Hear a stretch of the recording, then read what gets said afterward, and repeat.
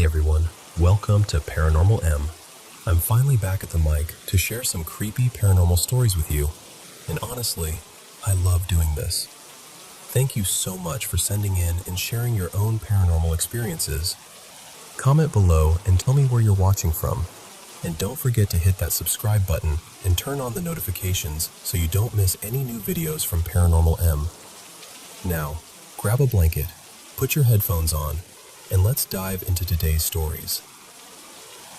So, let me tell you how this all started. I was staring at this blank page, right? Just a blinking cursor and a bunch of instructions about how to turn a story into a transcript. No characters, no plot, just rules. And I remember thinking, this is kind of like life sometimes. A lot of expectations, not a lot of clear story. But then I imagined you, listening. And suddenly, I didn't want to write something stiff or clever. I wanted to talk to you like a friend. So instead of obsessing over the right way to tell a story, I decided to just start where I was, with confusion, a little bit of laughter, and this desire to make you feel like you're sitting right across from me. You know, I used to think stories had to be perfect to matter. Neat beginnings, sharp turning points, tidy endings. Then I met a friend. Let's call her Mira, who changed my mind. Mira had this habit of telling stories that always wandered off track. She'd start talking about a bad day at work and somehow end up describing a stray cat she fed 3 years ago. But the thing is, when she talked, everyone leaned in. Not because her stories were polished, but because you could feel her heart in every sentence. One evening, I asked her, "How do you do that? How do you make people feel so included?" She laughed and said, "I just imagine I'm talking to one person I really care about. The rest takes care of itself." And honestly, that's what I'm doing with you right now. I know on your side it's just words on a screen, maybe a voice in your head as you read.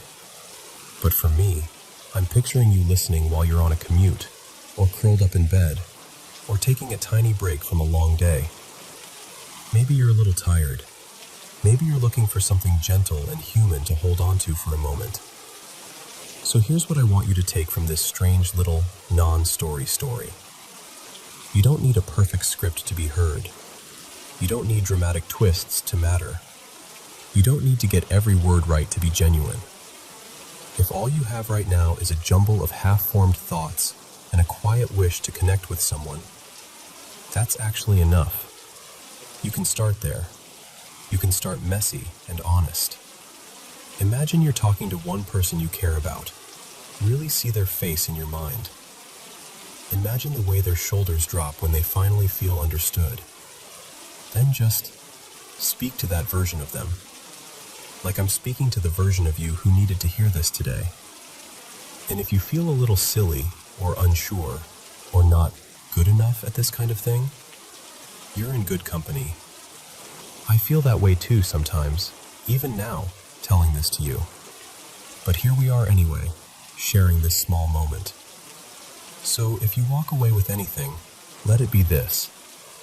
Your voice, exactly as it is right now, unpolished, a bit tangled, maybe even nervous, is still worthy of being heard. You are allowed to speak like you're talking to someone you love, even when that someone is yourself. Thanks for listening, really. I'm glad you're here.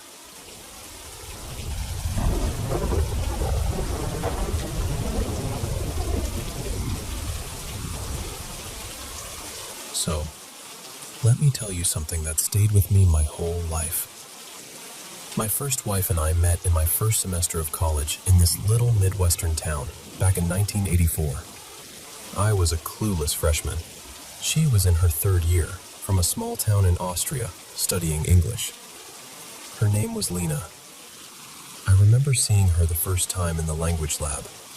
She had this thick braid down her back and laughed with her whole face, like she didn't know how to hold anything back.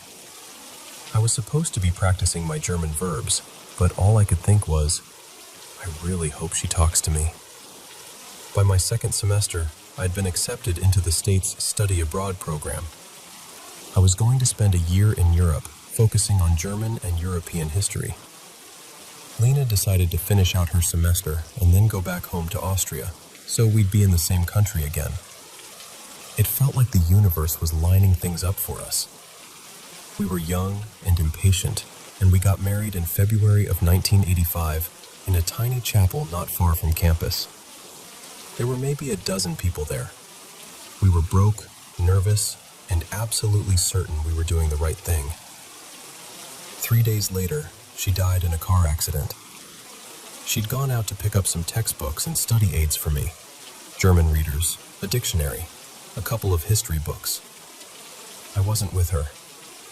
One moment I was worrying about quizzes and credits, and the next, my whole world had been ripped in half. I don't remember much from those weeks that followed. I remember a hospital room. I remember machines. I remember saying goodbye before they turned everything off. After that, it's mostly static, just flashes. I don't really have solid memories again until I was back in the States, weeks later, sitting alone in my old bedroom and realizing she wasn't coming back. For a long time, I had nightmares, vivid, brutal ones. I'd see the wreck, or I'd be stuck in the hospital corridor, unable to get to her room. I'd wake up shaking, sometimes yelling. It went on for years. Life did keep moving, though. Eventually, I remarried. Now I have a wonderful wife, grown kids, and grandkids who crawl all over me and call me Opa. I love them with everything I have. The nightmares faded out slowly. Somewhere along the line, they just stopped. I haven't had one in close to 30 years. But I never stopped thinking about Lena. Not once. She's just woven into the background of my days. A thought in the shower, a song on the radio, the shape of a stranger's smile. Always there. And then, not too long ago, I had a dream that wasn't like any dream I've ever had. It didn't start like a nightmare. There was no crash, no hospital. I just was there. I found myself standing at the edge of this wide, sunlit meadow. The air felt soft, like late spring. And there she was. She looked exactly like she did when we were young. 21, maybe. Hair in that familiar braid, jeans, a loose sweater, that half smile she used to give me when she caught me staring at her. She was so clear, so solid looking, that my first reaction wasn't even joy. It was panic. I remember thinking, oh God, not again. I can't do this again. This is going to turn into a nightmare, and I can't watch her die one more time. I started trying to force myself awake, you know? That frantic feeling where you're telling your own body, wake up, just wake up. She saw the fear on my face, and instead of disappearing or turning into something awful, she just walked up to me, took my hand, and said softly in German, "Komm, mein Liebchen." Come, my darling. She led me into the middle of the meadow, to a little clearing where the grass was flattened, as if someone had already been dancing there. And then we did dance, slowly. No music I could hear, but somehow we were moving in perfect time. I could smell her, that faint mix of shampoo and the soap she liked, and just her. I could feel the warmth of her cheek against mine. My hand on her back didn't pass through her or fuzz out like it does in a normal dream. It felt real, solid, alive. We danced for what felt like 15, 20 minutes. We didn't say much at first. We just held each other. I kept thinking, if this is a dream, don't let it end. Please don't let it end. Eventually, we sat down on a wooden bench that had somehow appeared there in the meadow. It looked a little worn, like it had been waiting for us for a long time. And then we talked. And talked. More than I can probably remember or put into words now. At one point, she reached back, pulled the tie out of her braid, and shook her hair loose. She used to do that when she came back from classes, right before collapsing on the couch with a book. Seeing it again almost knocked the air out of me. Then she asked, "Do you remember that we were supposed to go to my Uncle Franz's apartment for Abendessen the evening I died?" And she held up a little scrap of paper with an address scribbled on it. I had completely forgotten about that. It was like she'd reached into a locked drawer in my brain and opened it. Then she brought up the Monsignor who ran our student housing. How furious he'd been when he realized we were living together before marriage. We used to sneak in and out, trying to make it look like we had separate rooms. She imitated his voice, wagging her finger, and we both just lost it laughing. In the dream, I laughed so hard my ribs started to ache. And again, it felt real. Not like dream laughing, like your stomach actually hurts and you're wiping tears from your eyes. We got quiet after that. Just sat there on that bench in the middle of the meadow. At some point, we both started crying. Not noisy sobs, just tears. The kind that come when you've held something in for too long. She turned toward me and said, "I'm okay. I've been with you all these years." She said the number, 39 years, like she'd been counting right along with me. "I'm happy you found someone to love. I'm proud of the man you still are, even with all that has happened. I don't regret anything." I remember saying, "I'm old now. Look at me." And she smiled and said something like, "You're still you. That's what matters." We stood up and danced again, this time slower, even softer. We held each other like people who know they don't have much time. Eventually, a large car pulled up at the edge of the meadow, a dark, old-fashioned kind of car with a driver in a cap. No one said anything like, "Your time is up." It just felt understood. We climbed into the back seat together. The car started moving, and the world outside the windows began to shift. We drove past places from her life that I'd never seen. The street where she grew up, the cafe where she said she'd spent hours studying, a lake she'd once mentioned, but we'd never visited together. Then we passed places we had known together, our campus, the cheap little diner where we'd split pancakes at midnight, the tiny chapel where we got married. After that, the scenes changed again, and I saw bits of my life after her. The hospital where my son was born, the playground where I pushed my granddaughter on the swing, the house I live in now with my wife.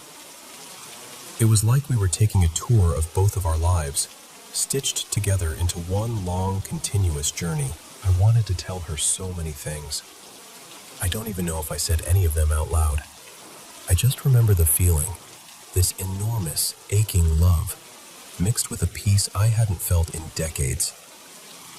The next thing I knew, I was awake, in my own bed, morning light coming through the curtains, my heart pounding, tears on my face.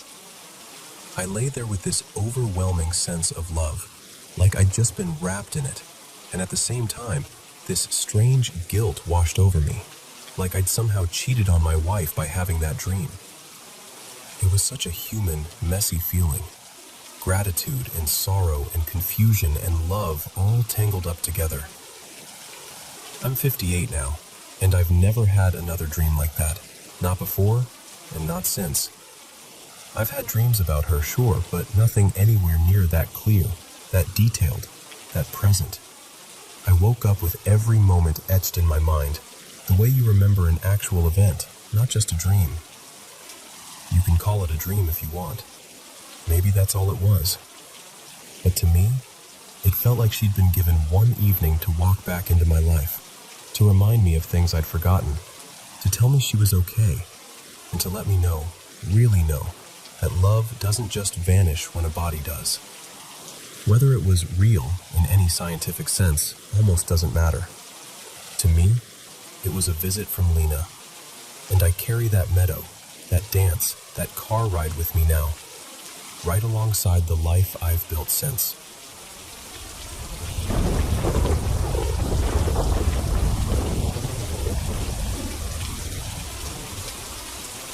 So let me take you back for a moment. I must have been around 11, maybe not even 12 yet.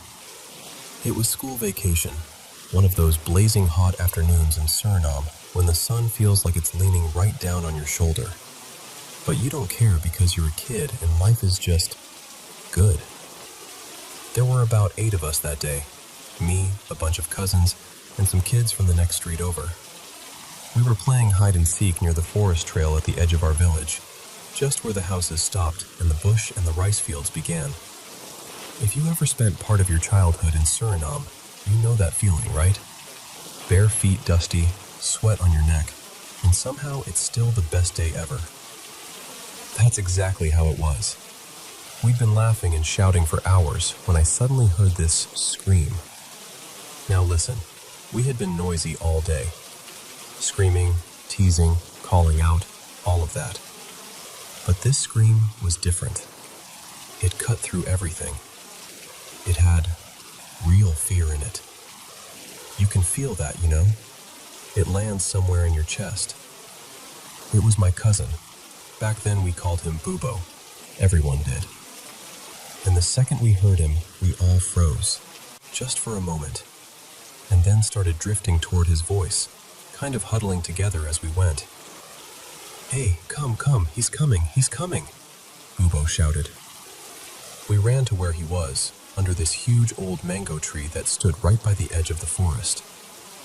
He was staring straight up into the branches, eyes wide, body stiff. You know when someone is so scared they don't even move? Like that. Naturally, we all followed his gaze, and what we saw, to this day I still get goosebumps when I think about it. Slowly, very slowly, something was climbing down from the top of that mango tree. A man. Or at least, that's what it looked like. Hands, feet, moving from branch to branch. His clothes looked just like my uncle's. My Uncle Ramesh, the one who had died. Let me pause there for a second. A little while before that, during the previous rainy season, Uncle Ramesh had hanged himself from that very tree. Nobody ever really understood why. The adults whispered, the kids were told to hush, and life just kind of rolled on, the way it does. But we all knew he had ended his life there, on that mango tree. So now, standing under that same tree, looking up, and seeing that figure climbing down, dressed like him, every few seconds he would tilt his head and look down at us. And those eyes, that's what I remember most. They weren't like normal eyes. It's hard to explain. They looked empty and heavy at the same time, like they had seen too much. Have you ever looked into the eyes of a dead person, even just at a funeral? That feeling, it's not something you forget. "Uncle dead, Uncle dead," one of the younger kids screamed. "It's his spirit. He's coming for us. He's going to kill us," another one cried. And just like that, panic exploded. Nobody needed instructions. We just ran. In every direction. Away from the tree, away from the forest, away from those eyes that felt like they were following us. I'm not going to pretend to be brave here. I really thought I was going to pee my pants. My heart was pounding so hard I could hear it in my ears. Some children sprinted straight to their own houses. The rest of us, the ones closest to my yard, ran into the first open gate we saw, and that happened to be ours. We burst into the house, all shouting different versions of the same story. "He was coming down. He looked at us." My mother, my aunts, neighbors, adults came rushing in from everywhere, trying to make sense of this bundle of screaming, shaking children. Everyone talked at once. Some cried.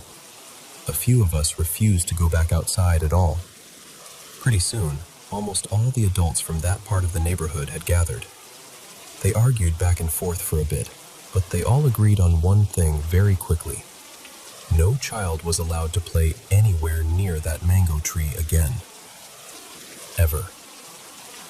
Honestly, they didn't even need to say it. You didn't have to tell us twice. On our own, we wouldn't have gone near that tree if you paid us. Later, the Pandits, Hindu priests, were called in to deal with my uncle's restless spirit. The grown-ups said that because Uncle Ramesh had taken his own life, his soul hadn't been able to find peace. It was still attached to that place, to that tree, wandering and troubled. So the priests came. We children weren't allowed to be there for most of it. But you know kids, we listened from around corners, from behind half-closed doors. And later I heard the full story. One evening, just before dark, the Pandits put plates of food and glasses of drinks under the mango tree. Rice, vegetables, some sweets, and a little cup of rum, things my uncle used to enjoy when he was alive. The next morning, all the food was gone. Now, you and I, we can say maybe the dogs took it, maybe some animal from the forest, right? But back then, in our little world, people said, his spirit ate it. He accepted it. The following day, they held a special prayer service for him at my grandmother's house. The living room was full of incense smoke and the sound of Sanskrit prayers. That same night, very late, the Pandits went back to the mango tree to perform more sacred rituals. They lit lamps, chanted mantras, and asked for his soul to be guided to a peaceful place. 2 days later, the adults told us, "It's all right now. The tree is safe. Your uncle's spirit has found peace." Maybe they believed it fully. Maybe they were trying to calm us down. Maybe both. But let me tell you honestly, we children didn't trust that tree again for a long time. For at least 6 months, we made sure our games stayed closer to the houses, where the light from the windows reached us and we could hear our mothers calling. You don't see something like that and then just carry on as if it was nothing. That kind of fear settles in your bones. There was something else, too. Before my uncle died, that mango tree was famous in our neighborhood. The sweetest mangoes. People would come by just to ask, "Auntie, any mango today?" Kids would climb the branches, fill their shirts with fruit, sit and eat until juice was running down their arms. After all of this, those mangoes stayed untouched. For years. They would fall to the ground, soft and golden, and just lie there for the birds and the insects. Even the bravest among us would look at them and say, "No, you take it." And then nobody would. Time passed, of course. It always does. People got older. Children grew up and moved away. Little by little, someone would pick a mango, then another, and eventually life wrapped itself around the story, the way new roots wrap around old ones. But every now and then, when people start sharing ghost stories in the cool of the evening, someone brings this one up. The mango tree at the edge of the village, and the uncle who didn't quite leave when he died. And as we like to say in Suriname when we tell these stories, let people share their stories in peace. We don't wish to disturb you, so please, don't disturb us either.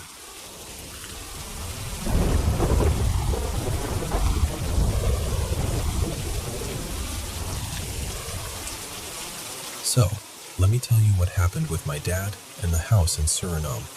My father lives in the Netherlands.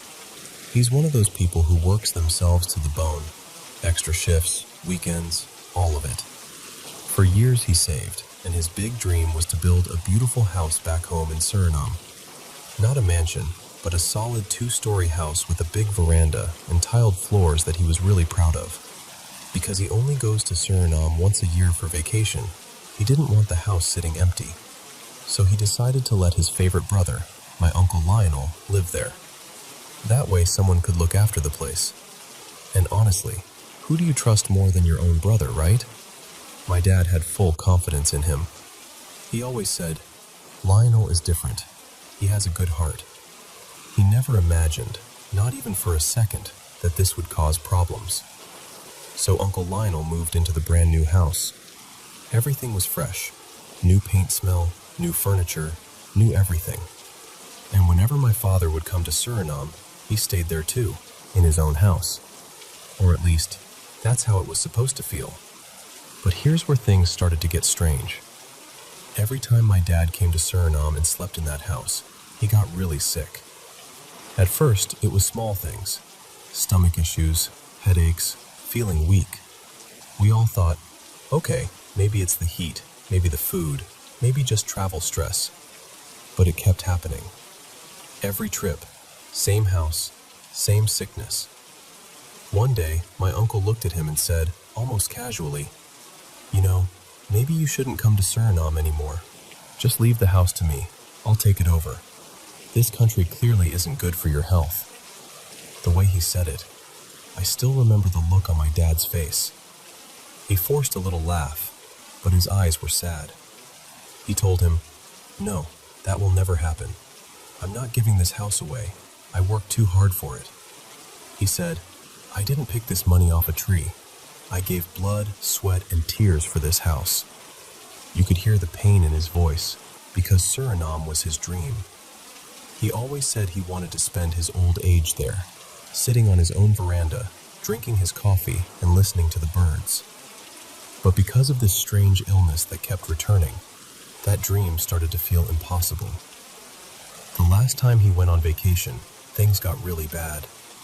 He came back to the Netherlands, and usually once he was home, he would slowly recover. But this time, he didn't. In fact, he got worse. He slept almost the entire day. He was constantly nauseous, throwing up, running to the toilet, having chills, headaches, and sharp pains all over his body. He was just drained. I would look at him and think, this is not my dad. This is a shadow of him. We went from doctor to doctor. Blood tests, scans, you name it. Every result came back perfect. The doctors kept saying, "Medically, we don't see anything wrong. But you don't need a degree to see when someone is dying on their feet." One afternoon, one of my dad's old friends, a guy named Sanjay, came to visit. He took one good look at my father and said, "No, this isn't normal. Come, I'm taking you to someone. A spiritual worker. She can see what's really going on." So we went to see this Luku woman, a spiritual healer, in Amsterdam. I went with him that day because I didn't want him to go alone. When we walked into her place, she just stared at my father for a moment. She didn't even touch him at first. Then she said quietly, "You came just in time. If you had waited one more day, you might not be here." She told us my father was under spiritual attack, that someone had used dark magic on him. She said there was a Jorka, a restless spirit, on him, and also a Bakru, a mischievous spirit. She explained that together they were draining him, bit by bit. She also said she knew exactly who had sent it, but she refused to say the name. She said, "For my own reasons, I won't call the person, but it has to do with a house. Someone wants what belongs to him." And in that moment, we all knew what house she meant. She told my father that he had eaten something that had been prepared for him spiritually, that whatever he had consumed was still in his body, sitting in his stomach like a curse from the inside. The Takroe Sanyi, the dark work, was literally eating away at his health. Her advice was clear. He needed a wasi, a spiritual cleansing bath, to remove the demonic influence and break whatever was attached to him. My father didn't believe it at first. He's stubborn, and he grew up hearing these stories but never really took them seriously. He just sat there, shaking his head, saying, "No, man, that can't be it. Maybe I just have some infection they haven't found." But honestly, looking back, it felt like even his mind was being blocked, like he couldn't see what was right in front of him. I was scared. I looked at him and said, "Papa, please, we've tried everything else. What do you have to lose? I don't want to lose you." After a lot of convincing, he finally agreed.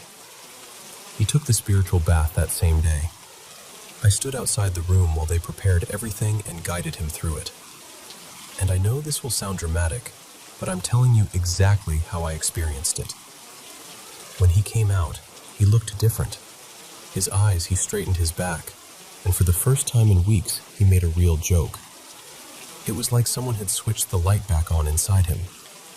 In the days that followed, his energy came back so fast it was almost hard to believe. He started eating again, sleeping normally, walking outside. He kept saying, "I haven't felt this good in years." That's when he made up his mind. He picked up the phone and called my uncle in Suriname, Uncle Lionel, and told him, very calmly, "The house has been sold. You need to move out." The reaction. You'd think someone had stabbed him. He exploded. He started screaming, cursing my father in the foulest way. It was like a different person talking. He yelled that he wasn't going anywhere, that my father was ungrateful, that the house was basically his.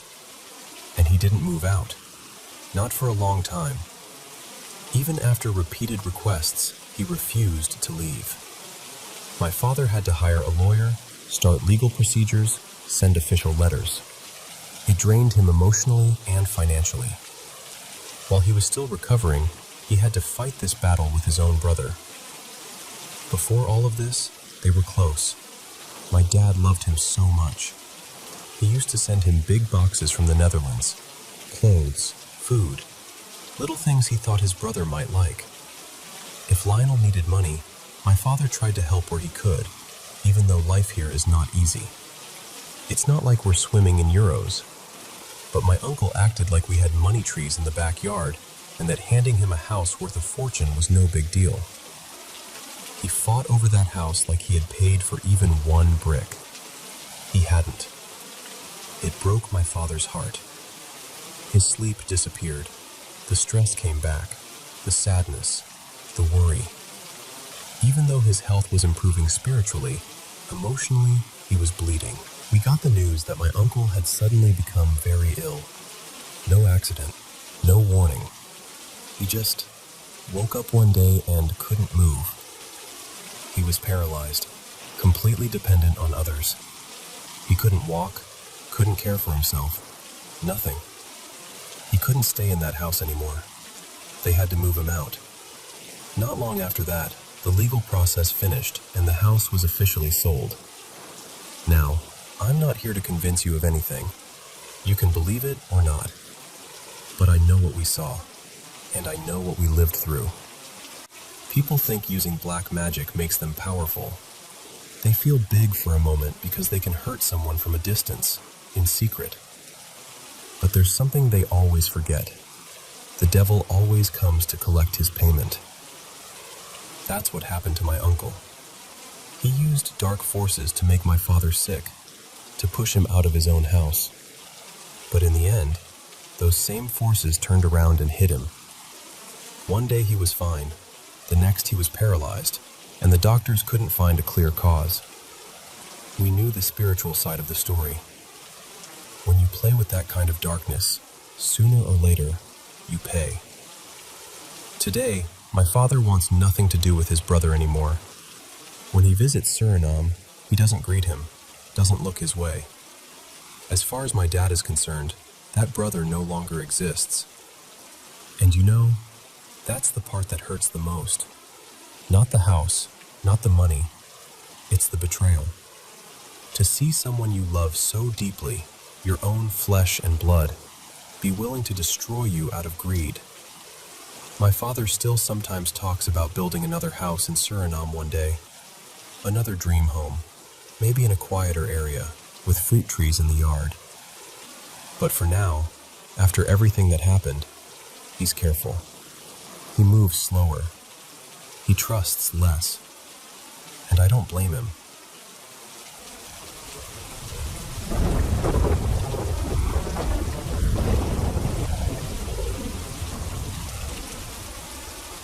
You know, by now, after everything I've been through, I've pretty much gotten used to seeing ghosts.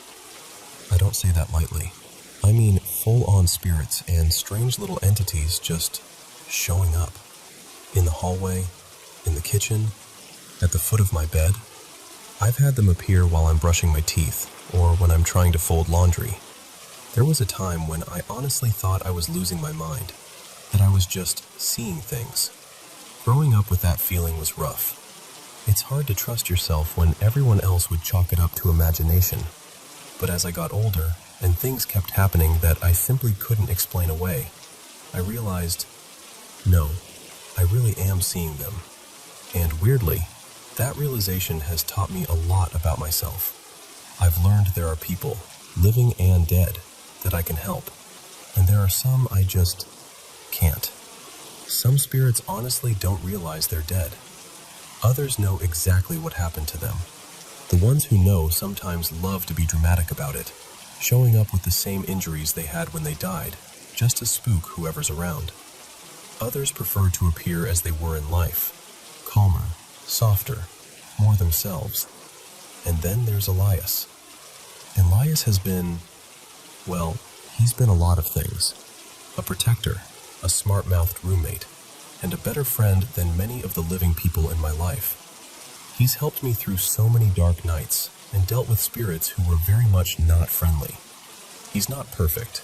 He's stubborn, he hides things, and I know he carries more secrets than he'll ever say out loud.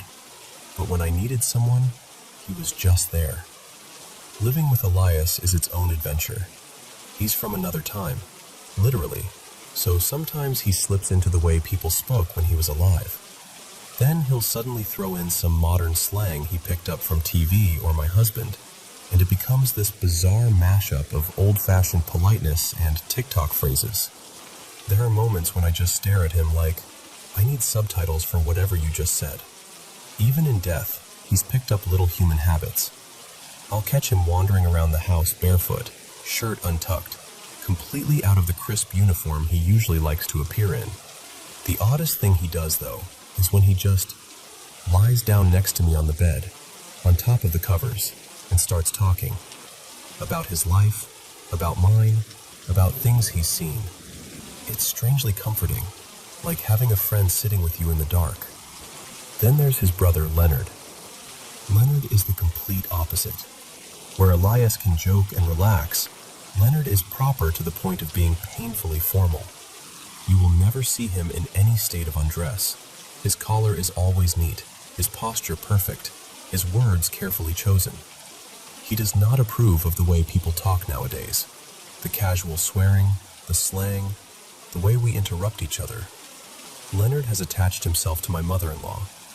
He's fiercely protective of her. I think she reminds him of his own mother. Even Elias, as laid back as he can be, treats her with a kind of old-world respect when she's around. I know for a fact they've both followed her to work before. At first it was mostly Elias, making sure she got there and back safely.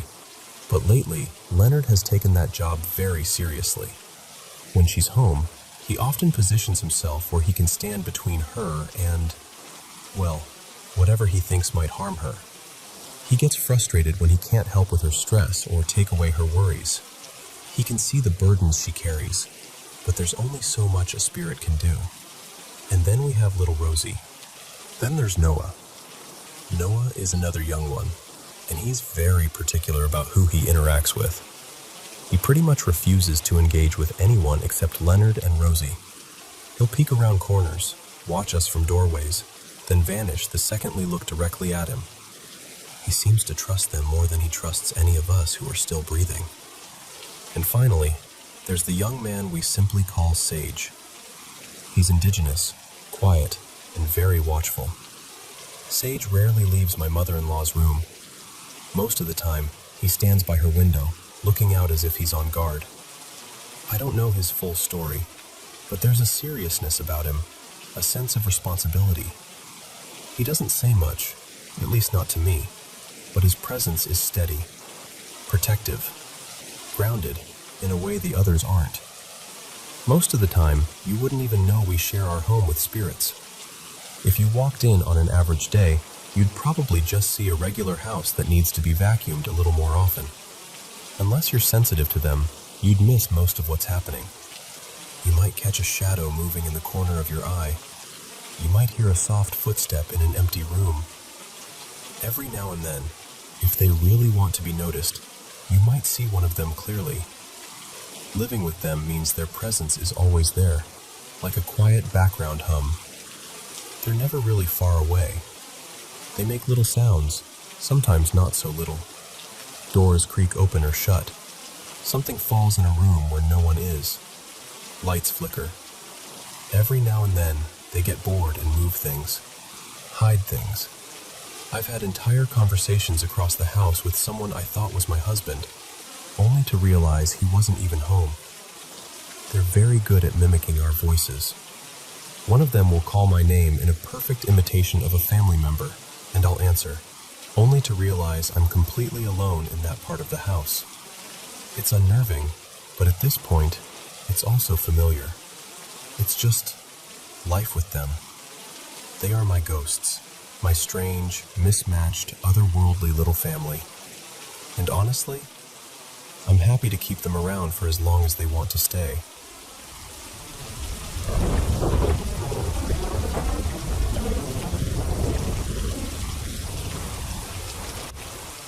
So, where I live now, there are, I think, 4 lighthouses along this stretch of coast.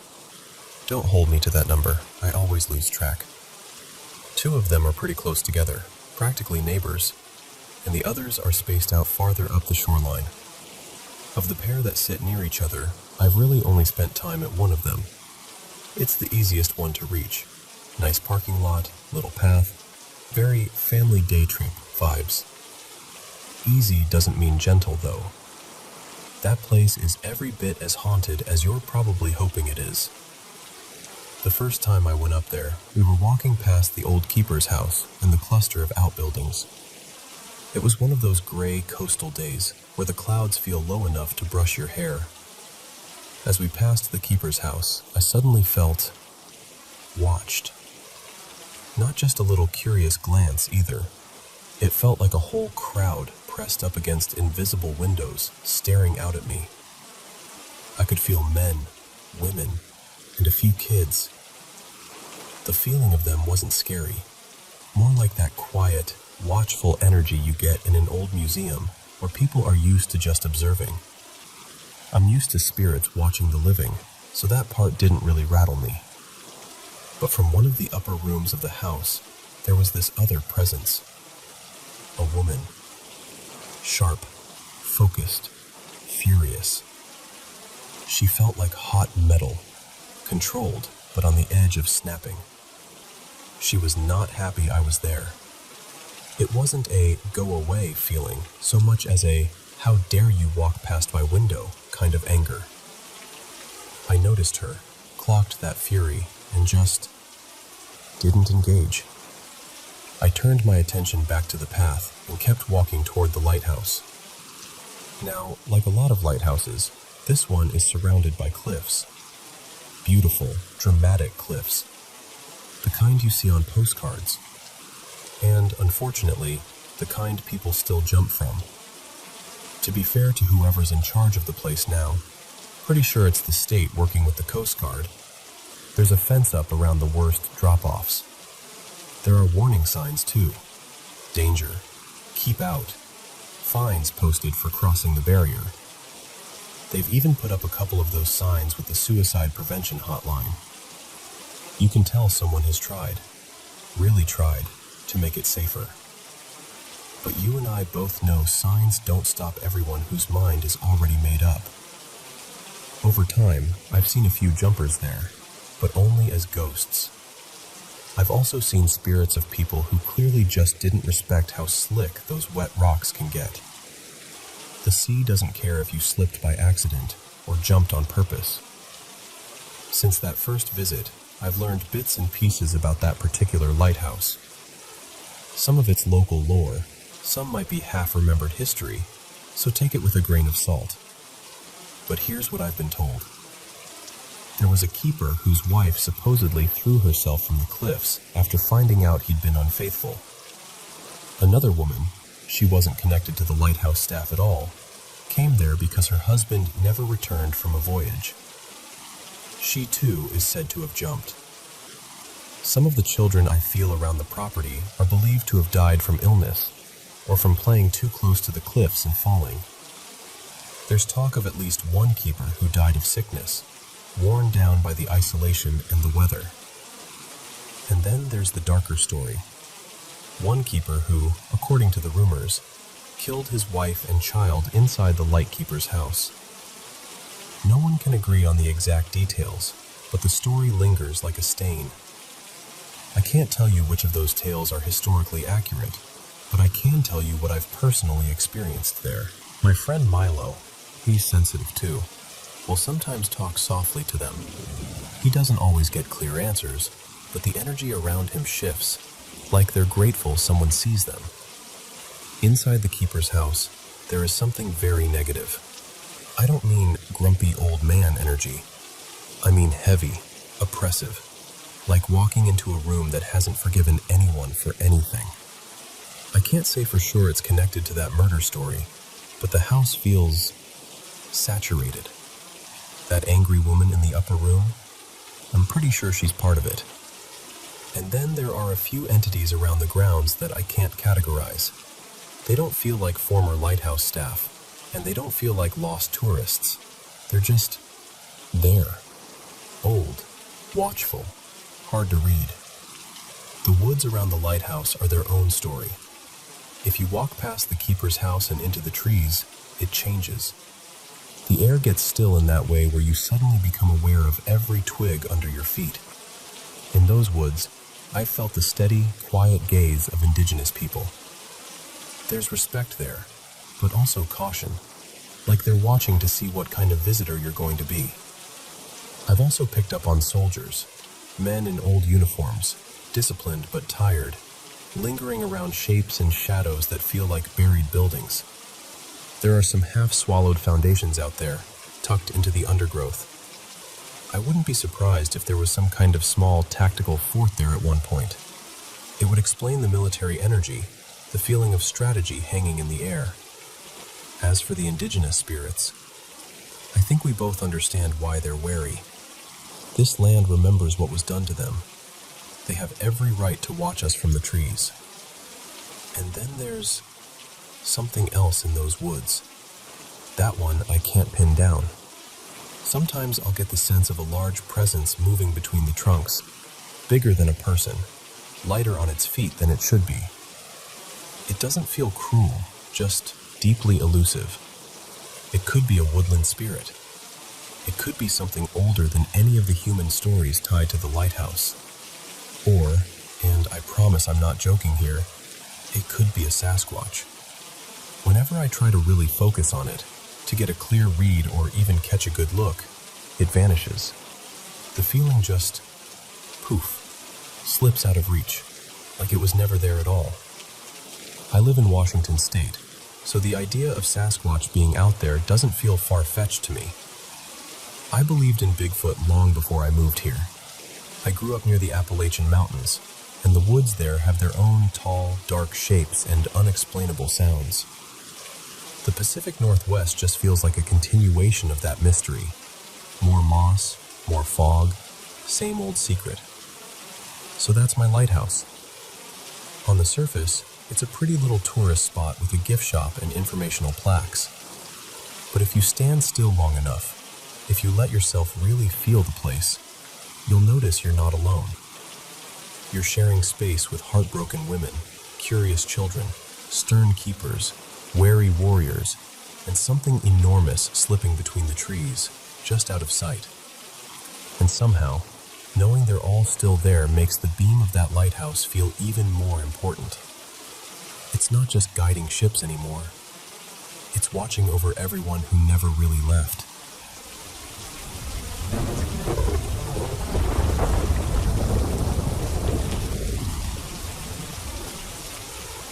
So, since it's Halloween, well, whatever you call it, All Hallows Eve, Samhain, I figured I'd finally tell this story out loud. Halloween has always been my favorite day of the year. Always has been, probably always will be. I've had a lot of weird stuff happen on this night, like more than my fair share. but this one still makes my stomach twist a little when I think about it. So, picture this. I'm about 16, living in this small city. Not tiny, not huge, just big enough to feel like there's always someone awake, and small enough that you still know which houses give out the good candy. That night, I was out with a bunch of my friends, doing the usual Halloween nonsense. Costumes, trick-or-treating, stealing each other's candy, jumping out of bushes to scare kids who were younger than us. That was mostly them, not me, just for the record. I like to pretend I was the responsible one. Growing up, I technically had a curfew, but my dad was pretty relaxed about it on holidays. The funny thing is, I'm usually in bed by 10 like someone's tired grandparent. But that night I decided, very dramatically, that I was going to stay up as late as I could. No way was I going to be the first one to tap out and go home. Yeah, bad plan. Now, here's something about me you kind of need to know for this to make sense. I've always been, let's say, sensitive. I pick up on things other people don't. And I've had a spirit hanging around me since I was a kid. His name, well, the name I use for him, is Ezra. Ezra's not some evil thing. He's more like this grumpy, overprotective roommate who lives in the corner of my life. He's pulled me out of bad situations more than once.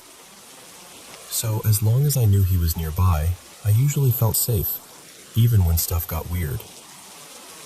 That night started out totally normal. The city streets were packed with kids. Porch lights were glowing orange, fake cobwebs everywhere. My friends were loud and chaotic in that way only teenagers in costume can be. And I remember thinking, okay, it's Halloween, the veil's thin, but I've done this before. I'll be fine. And besides, Ezra was there, right? At some point, maybe around 11, I started to feel done. My feet hurt, I was tired, and the sugar rush was turning into a sugar crash. I reached out, in that quiet way I usually check in with Ezra, just sort of feeling for him. Nothing. It was like someone had closed a door in my head. He was just gone. I remember stopping on the sidewalk and thinking, okay, that's weird. But I didn't say anything because what was I going to do? Turn to my friends and be like, hey guys, my ghost friend dipped, I think I should go home. Yeah, no. Most of them didn't know about Ezra, and I really didn't feel like being the crazy one that night. Right around then, someone got the brilliant idea that we should walk to the abandoned cemetery on the edge of town and hang out there. You know, just for the vibes. Now, quick side note. Despite what movies tell you, graveyards aren't always the most haunted places. Most of the time, they're just quiet. I've spent enough time in rural areas to know that the creepiest places are usually old roads and houses, not cemeteries. But the second they said old cemetery, my stomach dropped. Still, I went along.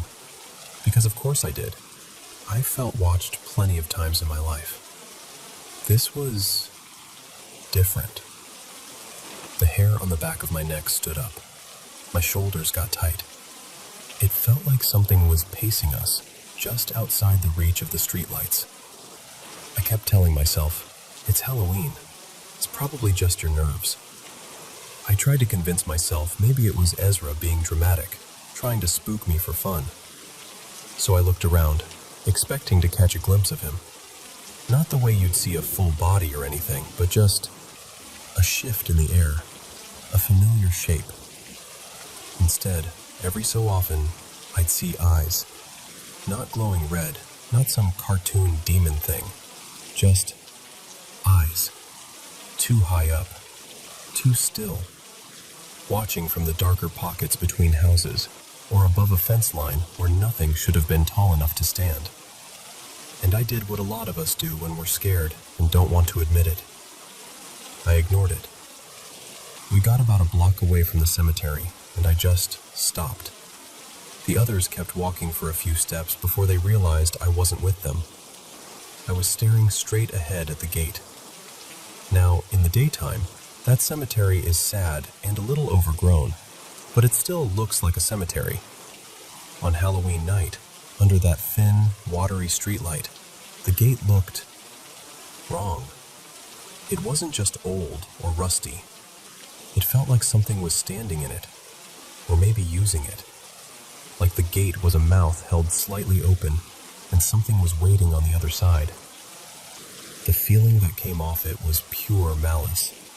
Not playful trickster energy, not a harmless spirit curious about living people. This was the kind of cold that feels like it has teeth.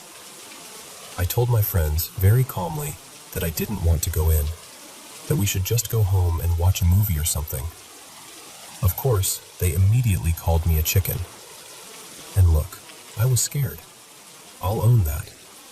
But I also grew up with one older sister and a cousin who basically treated dares like a religion. I was not about to back down in front of a bunch of loud-mouthed teenagers in plastic vampire teeth. So my friends, being absolute menaces, decided that since I was so scared of the graveyard, the only solution was obvious. They dared me to go through the gate alone. What I should have said was, "If you're so brave, you go first." What I actually did was square my shoulders, mutter something like, "Fine," and march right up to it.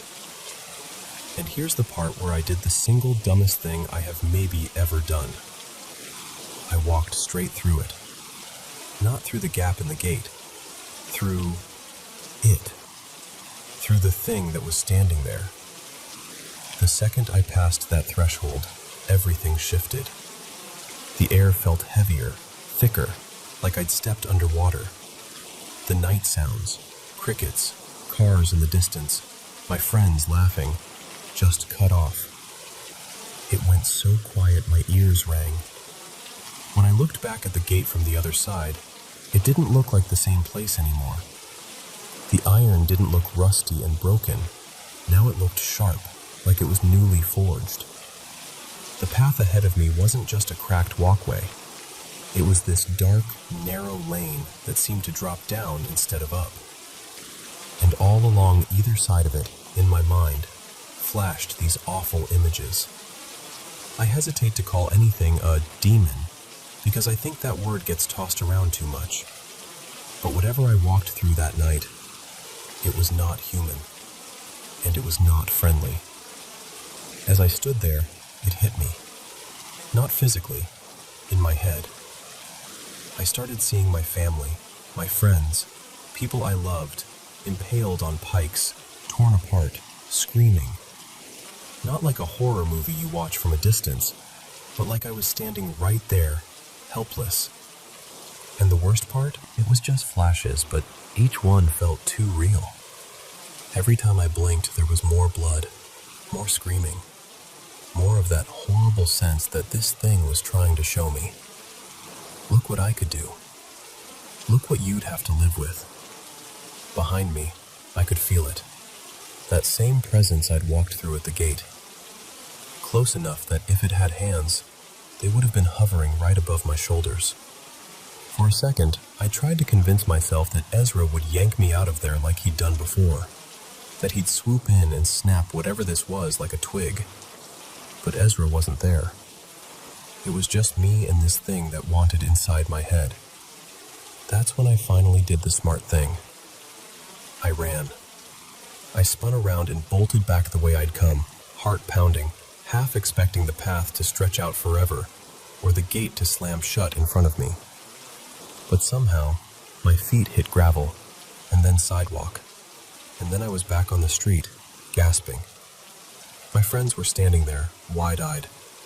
One of them said something like, "Where the hell did you go? You were gone for like an hour." Now, I don't know if that was them messing with me, or if time actually got weird in there.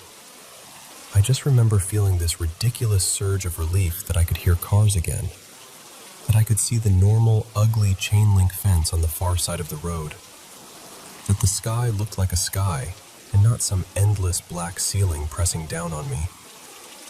I told them I was done. No more dares, no more graveyards, no more wandering around in the dark. I was going home. They argued for a minute, but I think they could see in my face that something was wrong, because they eventually let it go. When I finally got back to my room and shut the door, That's when Ezra came back. He didn't show up gently either. The first thing I felt from him was this wave of anger. Not at me as a person exactly, but at how reckless I'd been. For days afterward, every time I reached for him, I got this mix of worry and frustration. The way someone yells because they love you and you scared them half to death. And honestly, he was right. To this day, I can't fully explain what happened. I don't know if I literally stepped somewhere else, or if that thing pulled part of me into its space, or if it just messed with my mind so badly that reality bent around us for a bit. What I do know is this. Every now and then, usually around this time of year, I'll be walking alone at night and feel that old sensation. Eyes on me, just beyond the streetlights. Something testing the edges of my defenses, looking for a way back in. But it doesn't get to stay. Ezra doesn't let it. And I don't walk through gates I don't recognize anymore. So yeah, that's my little Halloween PSA for you. If you ever get to the edge of some place and every instinct in your body suddenly goes, nope, not there, listen to it. You don't have to prove anything to anyone. Trust me on that one.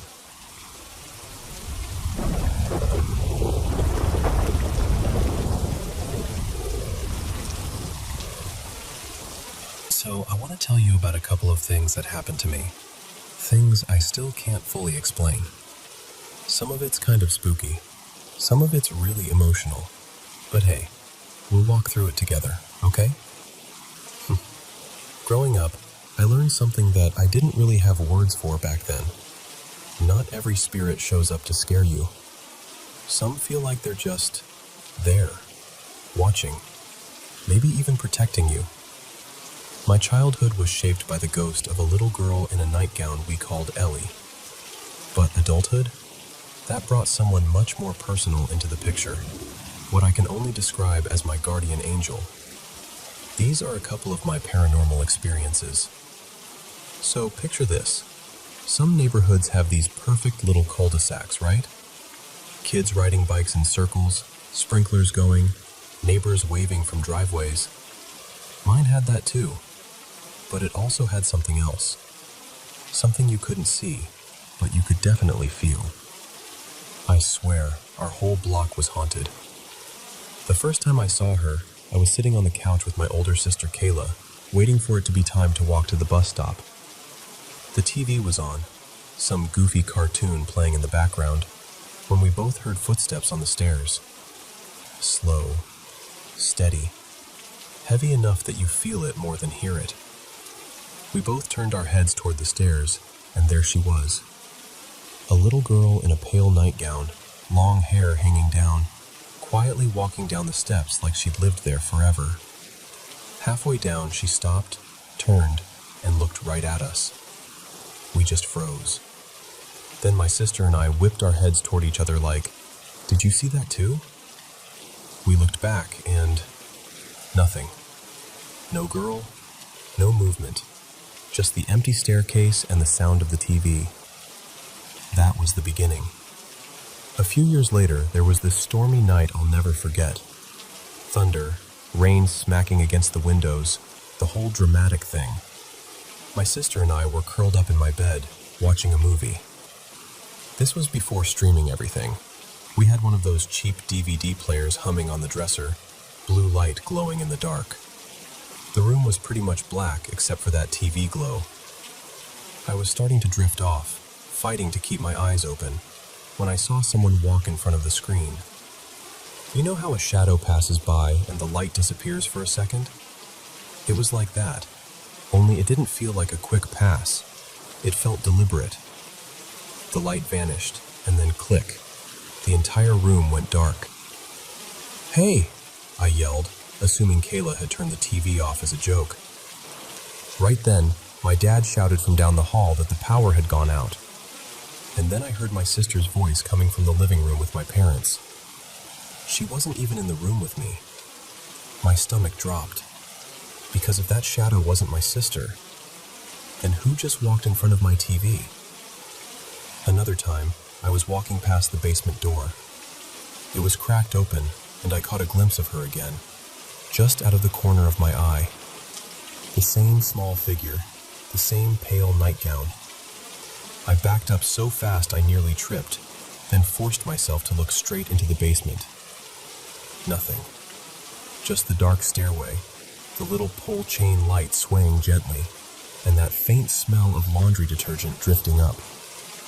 Over time, my sister and I talked about it so much that we decided to give her a name. We landed on Ellie. Naming her made her feel less like a monster and more like, I don't know, another kid on the block who just never left. And it wasn't just our house. It was totally normal. Cozy, even. Then there was a knock at the front door. Without thinking, both my sister and I yelled, "Come in!" The doorknob turned.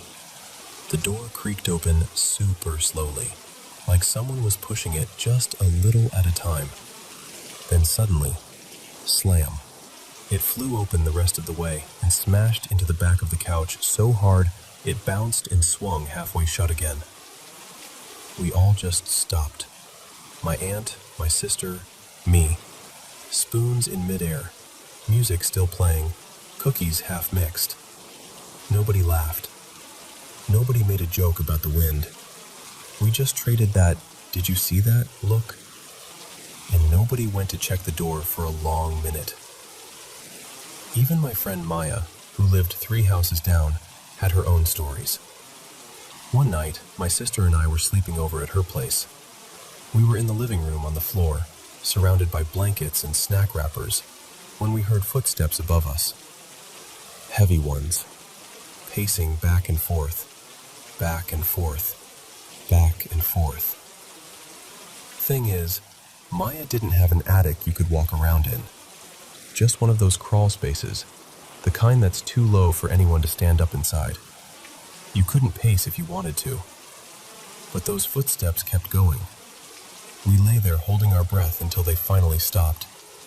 Maya, trying to act chill, was like, "Oh, that's just the man who lives up there."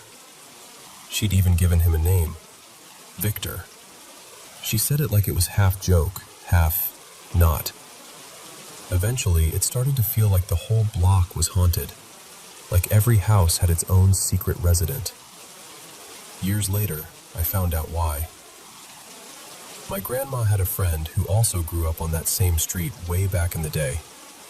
One afternoon, we were all talking, and my grandma's friend mentioned a little girl named Ruthie who used to live there in the 1950s. Ruthie had gotten really sick, leukemia. Back then, treatments weren't what they are now. She died young, in a backyard not far from where my house was. Ruthie. For years, my sister and I had called our little nightgown girl Ellie, and Maya called her ghost Victor. Different people, different names, but I couldn't stop thinking about it. Why did we all feel like there was someone there? Why did that same stretch of road feel so heavy, like it remembered things it wasn't supposed to forget? Was Ellie actually Ruthie? Or someone else entirely? I still don't know. But here's the thing. That little girl, whoever she was, had nothing to do with my guardian angel. That part of my story showed up much later. In 2019, I was in a terrible car accident. There were 4 of us in the car, driving way too fast, around 90 miles an hour, on a road we had no business speeding down. We lost control and went straight into a cinder block wall. The sound. I'll never forget it. It felt like the world ripped in half. Metal twisting, glass exploding, bodies jerking forward like rag dolls. It was bad. So bad they sent helicopters. Not just one, multiple. They flew each of us to different hospitals across the state. None of us even ended up in the same place. 2 of us survived, but not in the same way we'd been before. My best friend was paralyzed from the chest down. Another friend's brain was damaged so severely that his mind never fully came back, stuck at the level of a small child. They were alive, but changed forever. And me? By all logic, I shouldn't have walked away from that. Honestly, I shouldn't have even been alive. Here's where it gets weird. I never wore my seatbelt. Like, ever. It was a terrible habit, I know, but that's just the truth. I'd get in, shut the door, and that was it. But that night, maybe 2 minutes before the crash, if that, I clicked my seatbelt on. Click. And that click is the only reason I survived. Even with the seatbelt, I was wrecked. My hip was broken. My jaw shattered so badly that the surgeons had to wire it shut. I was living off liquids through a straw for weeks. I ended up in a wheelchair for about a month. I had burns on my arm and knee from being trapped in the car while part of it caught fire. I remember the feeling of heat, how it felt like the flames were reaching for me, and then the rush of air and voices as somebody finally pulled me out. Recovery was brutal. My body hurt. My brain felt foggy. My spirit was just tired. But I was alive. And everyone kept saying the same thing. That seatbelt saved your life. But I knew, deep down, I hadn't put it on alone. Here's why. Back in 1999, 20 years before my accident, my dad's younger sister, my Aunt Carla, died in a car crash of her own. She'd been under the influence, just like I was that night. I never met her. She died before I was born. But I grew up on her story, on the hole she left in my dad's life, on the way his voice changed when he talked about her. For as long as I can remember, Aunt Carla was this mix of a warning and a legend. Someone I loved without ever knowing, and someone whose choices everyone prayed I wouldn't repeat.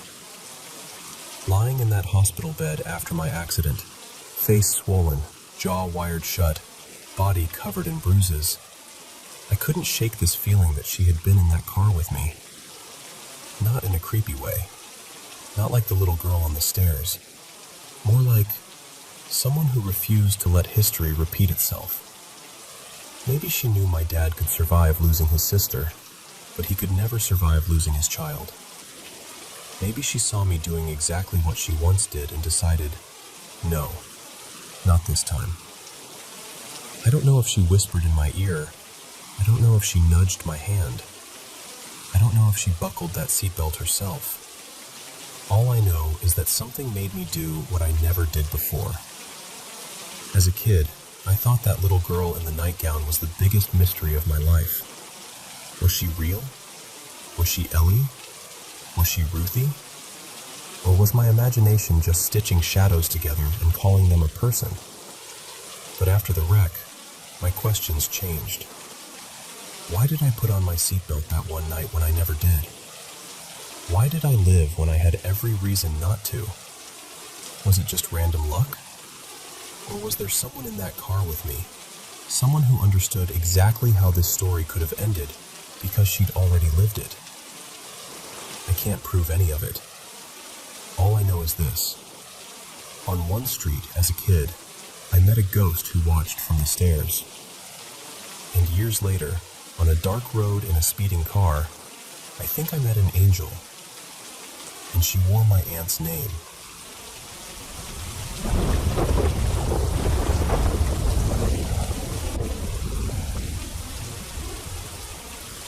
Hey guys, it's me again, Mr. Paranormal M. Can't sleep again? Same here. Don't worry, I've got you. I got stung by a bee on my arm today, but luckily it didn't mess with my favorite thing, hanging out with you and talking spooky stuff. So, grab your headphones, get comfy, and let's talk about some weird, supernatural stories. Don't forget to subscribe, turn on notifications, and send me your own experiences too. I love reading them. Thanks so much for supporting me and the channel.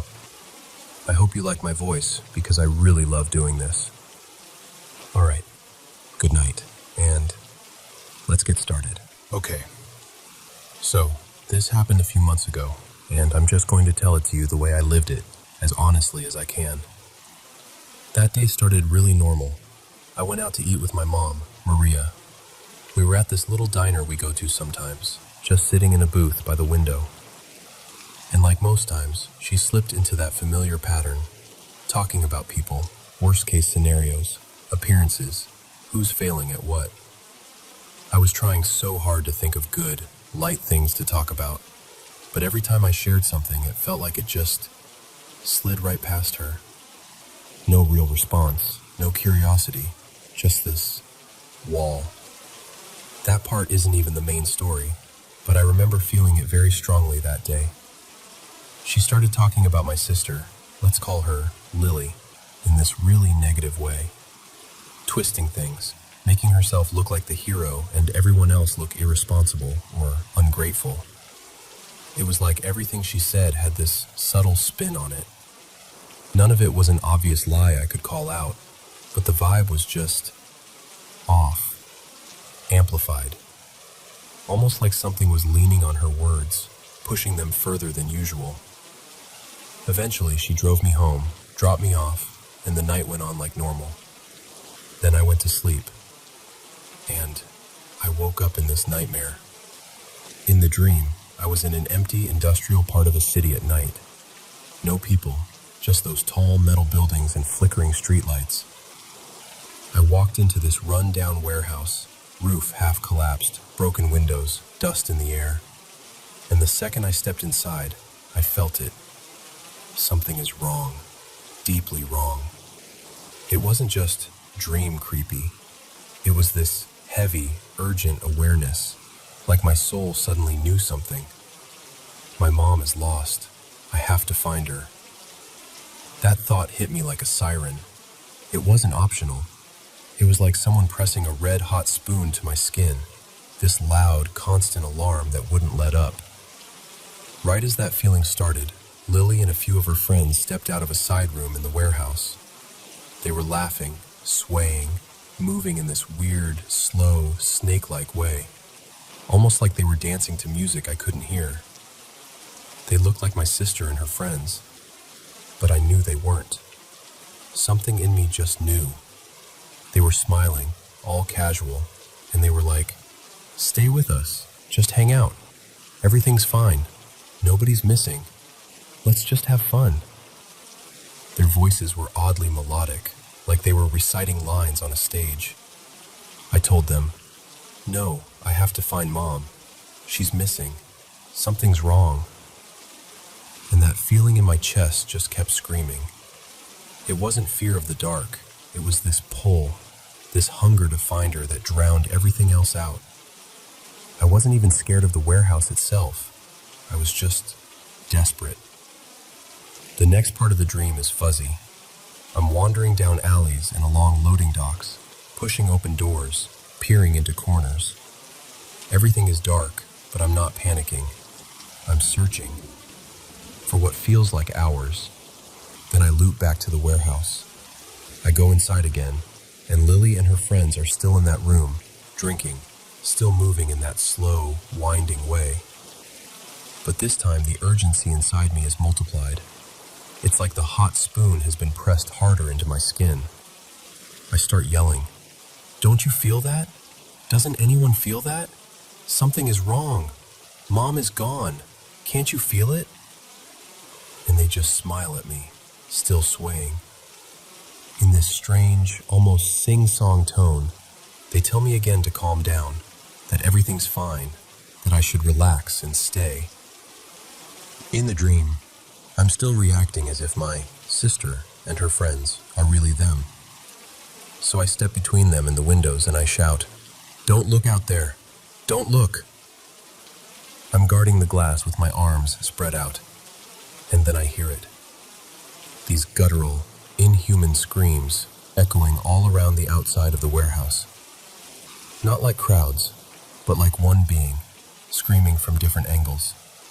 The sound bounces from spot to spot, right side, roof, far wall, like it's circling us. Same voice, many locations. It felt organized. Lily and her friends start moving closer, brushing my arms with those weird, snake-like movements. They're pleading, but not in a scared way. More like eager children. Move your hands, let us see. Come on, move your hands. Like they wanted to see the horror. Like they loved it. That feeling inside me turned from urgency into this cold, sick unease. And right there, I woke up. I remember thinking, that felt demonic. Not like a random weird dream. I prayed about it, sat with it for a bit, and then I tried to just continue my day like normal. Later, my mom called, asking if I wanted to hang out. I thought, okay, that's already interesting timing, but I said yes. She picked me up and we headed to a casino for a little day trip. We're on the highway, and suddenly she goes, "Oh my God, I have to tell you about this dream I had last night." The second she said dream, my stomach dropped. All the feelings from my nightmare rushed back. I tried to keep my voice calm and said, "Really? Me too. You go first." I wanted to see if there were any connections before I told her mine. She says she dreamed she was stuck somewhere, trapped. It was dark, and no one could find her.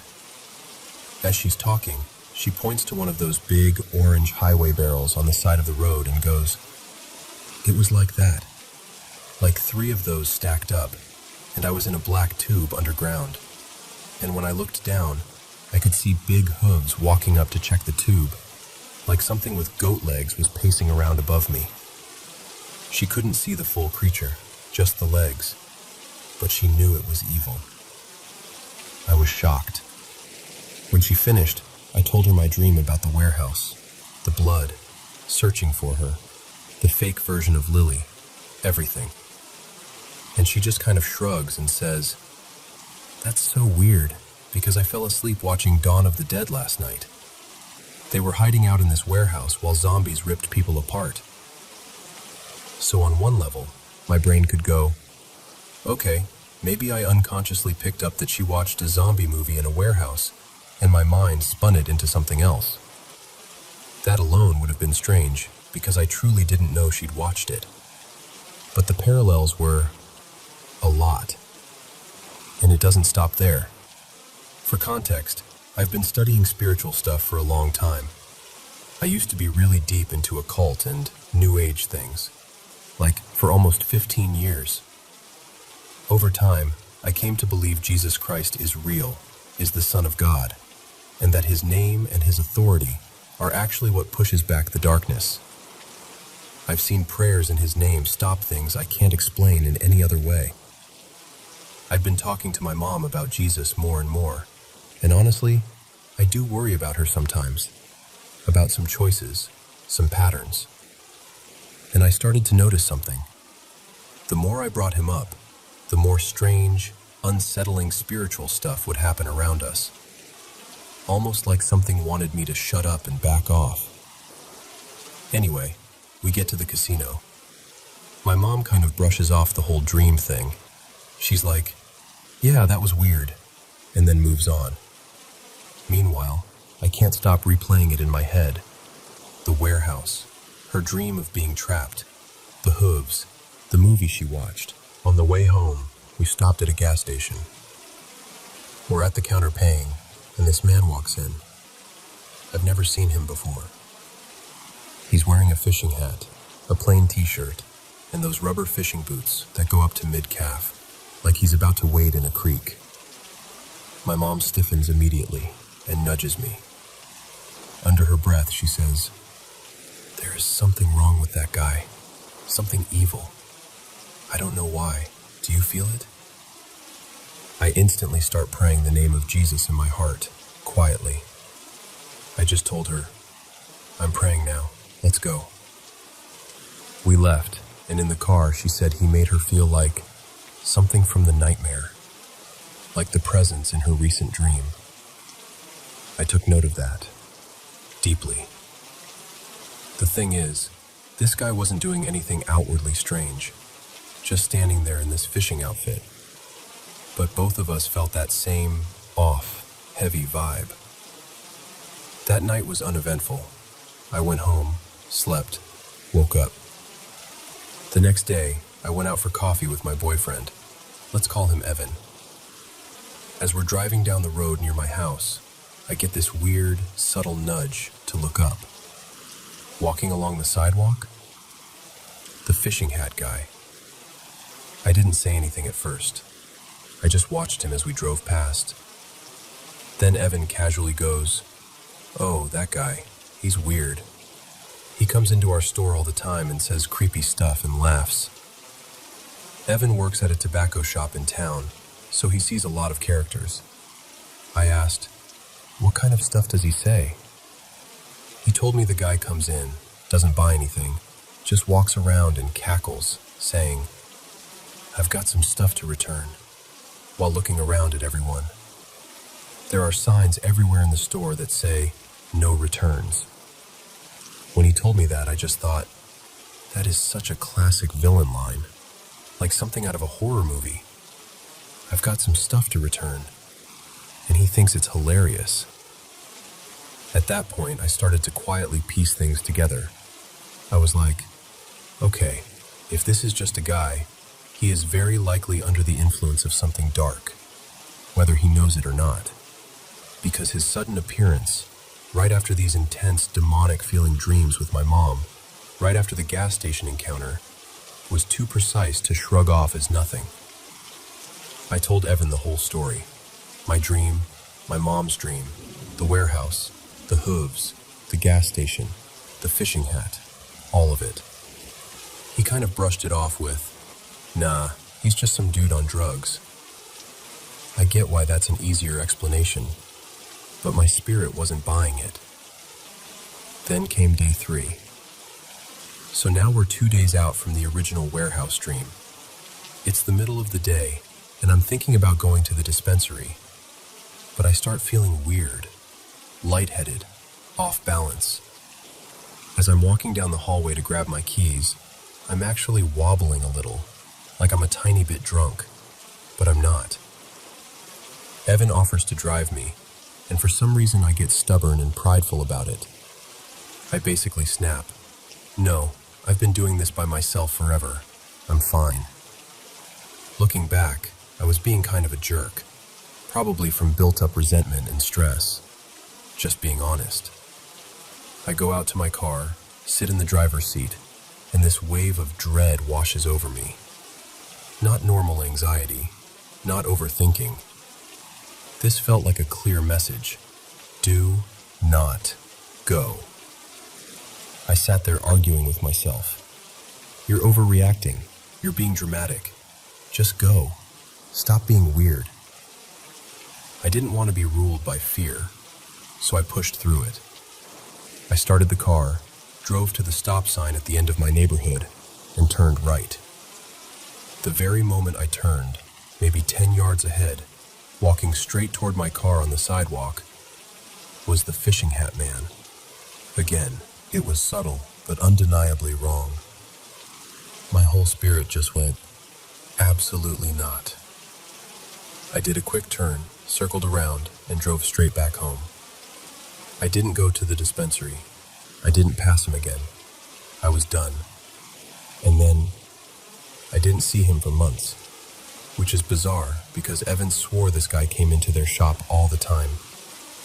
I drive through town constantly, and yet I had never seen him before those 3 days, and then not again after, for a long stretch. But that's not quite the end. The last time I saw him, it was almost like one final note at the end of this weird song. I met up with an old friend I hadn't seen in at least 10 years. We'll call him Jonah. We got coffee, caught up, talked about life. Out of nowhere, he brought up dreams and spiritual stuff, good and evil, weird experiences he'd had. So I told him about the fishing hat guy. As I shared, I could see him getting visibly uncomfortable, like his body recognized something about it. On the drive back to my place, we're chatting, and suddenly Jonah goes, "Oh my God, it's him." I look up, and there he is again. The same man in the fishing hat, walking along the road that leads to my neighborhood. Just there. Again. No chance for me to point him out first. Jonah saw him on his own, and that was the last time. I haven't seen him since. I don't tell this story to scare anyone or to make myself sound special. I honestly have nothing to gain from sharing it. I tell it because I really believe some of what we write off as just dreams or just weird coincidences may actually be part of something deeper. Spiritual warfare, for real. If you've had strange, layered experiences like this, dreams lining up with real life, repeated symbols or people that feel wrong in your spirit, I just want to gently encourage you. Protect yourself. For me, that meant turning away from the occult and New Age things I was heavily into for nearly 15 years and turning toward Jesus. I've learned, slowly and stubbornly, that Jesus Christ really is the Son of God, and His name actually carries authority over darkness. When I pray in His name, when I speak His name over fear or over something that feels evil, things change. I've seen it. So if any of this hits something in you, if you felt that same hot spoon of warning in your spirit, please don't ignore it. Talk to Jesus. Ask Him for protection. Read about Him. Use His name when you feel that heaviness or terror pressing in. Because evil is real, but so is He.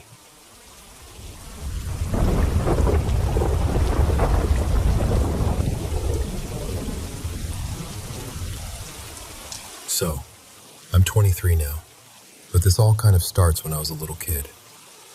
When I was about 7 or 8, my aunt, her name's Carla, went to see this psychic in town. You know, one of those cozy little places with the beaded curtain and too much incense. She got the whole session recorded.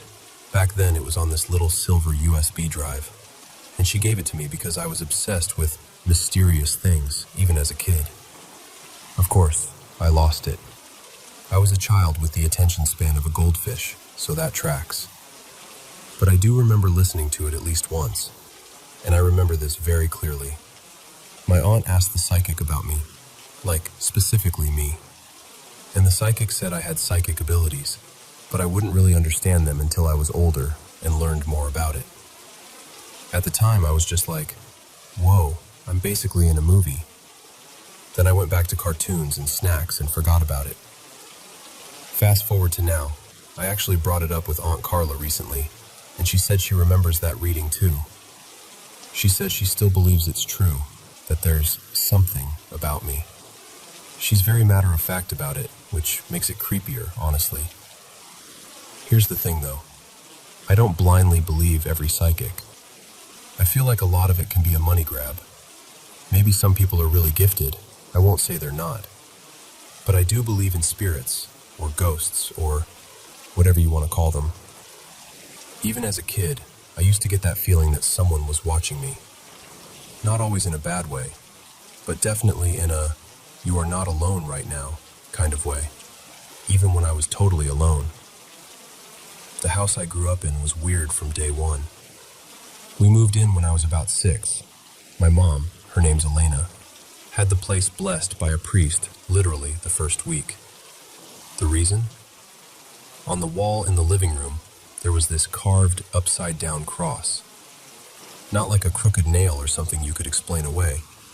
It was carved there, right in the center of the wall. She freaked out, obviously. She had it removed, patched over, painted, and then called a priest and a medium. The medium told her that the previous owners had died in a fire in that house. We didn't really know what to think at the time, so my mom just kind of nodded and made that worried mom face. Years later, maybe 5 years after we moved in, we redid the floors. When they pulled up the old flooring, the wood underneath was completely black, charred, like something had really burned badly in there. The main structure hadn't been replaced though, which made it even stranger. It was like the skeleton of the fire was still there under our feet. Anyway, growing up in that house, there were always corners that felt darker. Not just the light doesn't reach there dark, but heavy dark. I'd be totally fine, and then suddenly I'd be furious or crying for no reason. Just out of nowhere, like something had pushed a mood button in me. Around that time, I started having these recurring dreams, or what I'm pretty sure was sleep paralysis. In the dream, I was trapped in this big, unfamiliar house. A black figure, no face, just this tall, shadowy shape, would chase me from room to room. I'd run, desperate to find a way out. I always ended up at this hallway with a door at the end. I'd throw the door open, and the room would be full of spiders. Like, full. The walls, the floor, the ceiling, just crawling. But the only exit was through the window in that room. Every time I had that dream, it ended the same way. I'd wake up, but my body wouldn't move. I'd try to scream, and nothing would come out. Just silence. It felt like I was stuck between the dream and being awake. Later, my mom told me she also had recurring dreams about spiders when we lived there. Nothing else. No shadow figure, no house. Just spiders, over and over. It was so dark. You know how sometimes a corner just doesn't look like regular shadow? It looked like the light stopped right before it touched that space. I felt frozen. I wanted to get up and turn the lamp on, but I was honestly scared to move. It felt like something was standing in that corner, just quietly observing. The next morning, I told my aunt about it, kind of laughing it off, and she got upset. Not at me, but at what I was saying. She said she'd felt something off in that apartment too, but was trying to ignore it. After that, she saged the whole place, and I didn't feel that heaviness again when I visited. It was like the air lifted a little. Now, fast forward to more recently. Last October, I was diagnosed with ADHD. Suddenly, my whole life made a lot more sense. I started taking Adderall to help with my focus because it was really messing with my work and school. I also started a medication for prediabetes. I'm mentioning that because I know medication can come with side effects, and I've been wondering if that's part of what's happening to me now. A few months ago, I moved into a condo with my boyfriend. Let's call him Daniel. It's a nice place, nothing obviously creepy about it. But almost as soon as we settled in, my temper started getting bad. Like, really bad. I'd snap over tiny things, get super emotional, cry over the smallest stuff. And that's not really me. At least, not how I used to be. I kept telling my aunt that something just felt wrong at the condo. Not like the firehouse exactly, but familiar in that I'm not alone right now way. She gave me a bundle of sage and told me to cleanse the place when I felt ready. And I just haven't. I don't know if it's because part of me wants to see if more happens, or if I'm scared that doing it will make things worse, or confirm that there actually is something here. We also have a puppy now. Her name is Luna. She's about 6 months old, and usually really happy and fearless. A couple of weeks ago, it was around 8 p.m., and I was sitting on the couch with her. She suddenly perked up and started whining at the window. At first I thought she heard a car or someone outside, but then she freaked out. She jumped over my legs, tried to wedge herself between me and the back of the couch, and kept whining like she wanted to disappear. I went to the window and looked outside. Nothing. No people, no animals, nothing that made sense for that reaction. And Luna has heard plenty of outside noises before without doing that. A couple days after that, I came home from work and went to let her out of the bedroom. The door would only open about 6 inches. Just enough for her to squeeze out, but not enough for me to get in. I pushed harder, thinking maybe something had fallen behind the door. It wouldn't budge. I kept forcing it, and it felt like I was shoving against something heavy. No movement. So I reached my hand through the gap to feel around behind the door. There's nothing there. No boxes, no laundry basket, nothing blocking it. And the moment my hand is in there, the door suddenly just swings open. Smooth. No resistance at all. Like it had never been stuck. I checked the floor, the bottom of the door, everything. No scrape marks. No sign that anything had caught or dragged. Maybe the floor is warped or something, but there was nothing to actually prove that. And then this morning happened. I slept a full 8 hours, but woke up feeling exhausted, like I hadn't rested at all. I went down to the parking garage to get my car. It's one of those big underground garages, over 100 cars, echoey, with those circular mirrors at the corners so you can see around them. I tell myself I imagined it. Start walking again. Glance at another mirror. And there it is again. A person-shaped movement behind me. Turn around. Nothing. Just rows of cars and silence. That's when my brain started really spiraling. Like, okay, am I losing it? Is this the Adderall? I even Googled the side effects. It can cause hallucinations in rare cases, apparently. So now I'm stuck in this weird place of, am I seeing ghosts? Or is my brain glitching? Part of me is terrified that I'm actually seeing something spiritual. Another part of me is terrified that I'm not, and it's all in my head. So that's where I'm at right now. I've got this history of weird, heavy houses, dreams, feelings. My aunt's psychic telling her I'd have abilities I wouldn't understand until I got older. And now my puppy is reacting to things I can't see. Doors are behaving like someone's holding them shut. And I'm seeing people in mirrors that aren't there when I turn around. I'm honestly starting to freak out a bit because I can't tell what's real. I don't know if I'm just sensitive to energy and spirits, or if my mind and meds are messing with me. I'm sorry, I know this is a long ramble. I just needed to get it all out. I'm hoping maybe someone out there has gone through something similar, whether it turned out to be spiritual, medical, or somewhere in between, and can tell me how they handled it. Because right now, I'm stuck between sage in one hand and a pill bottle in the other, trying to figure out what's actually haunting me.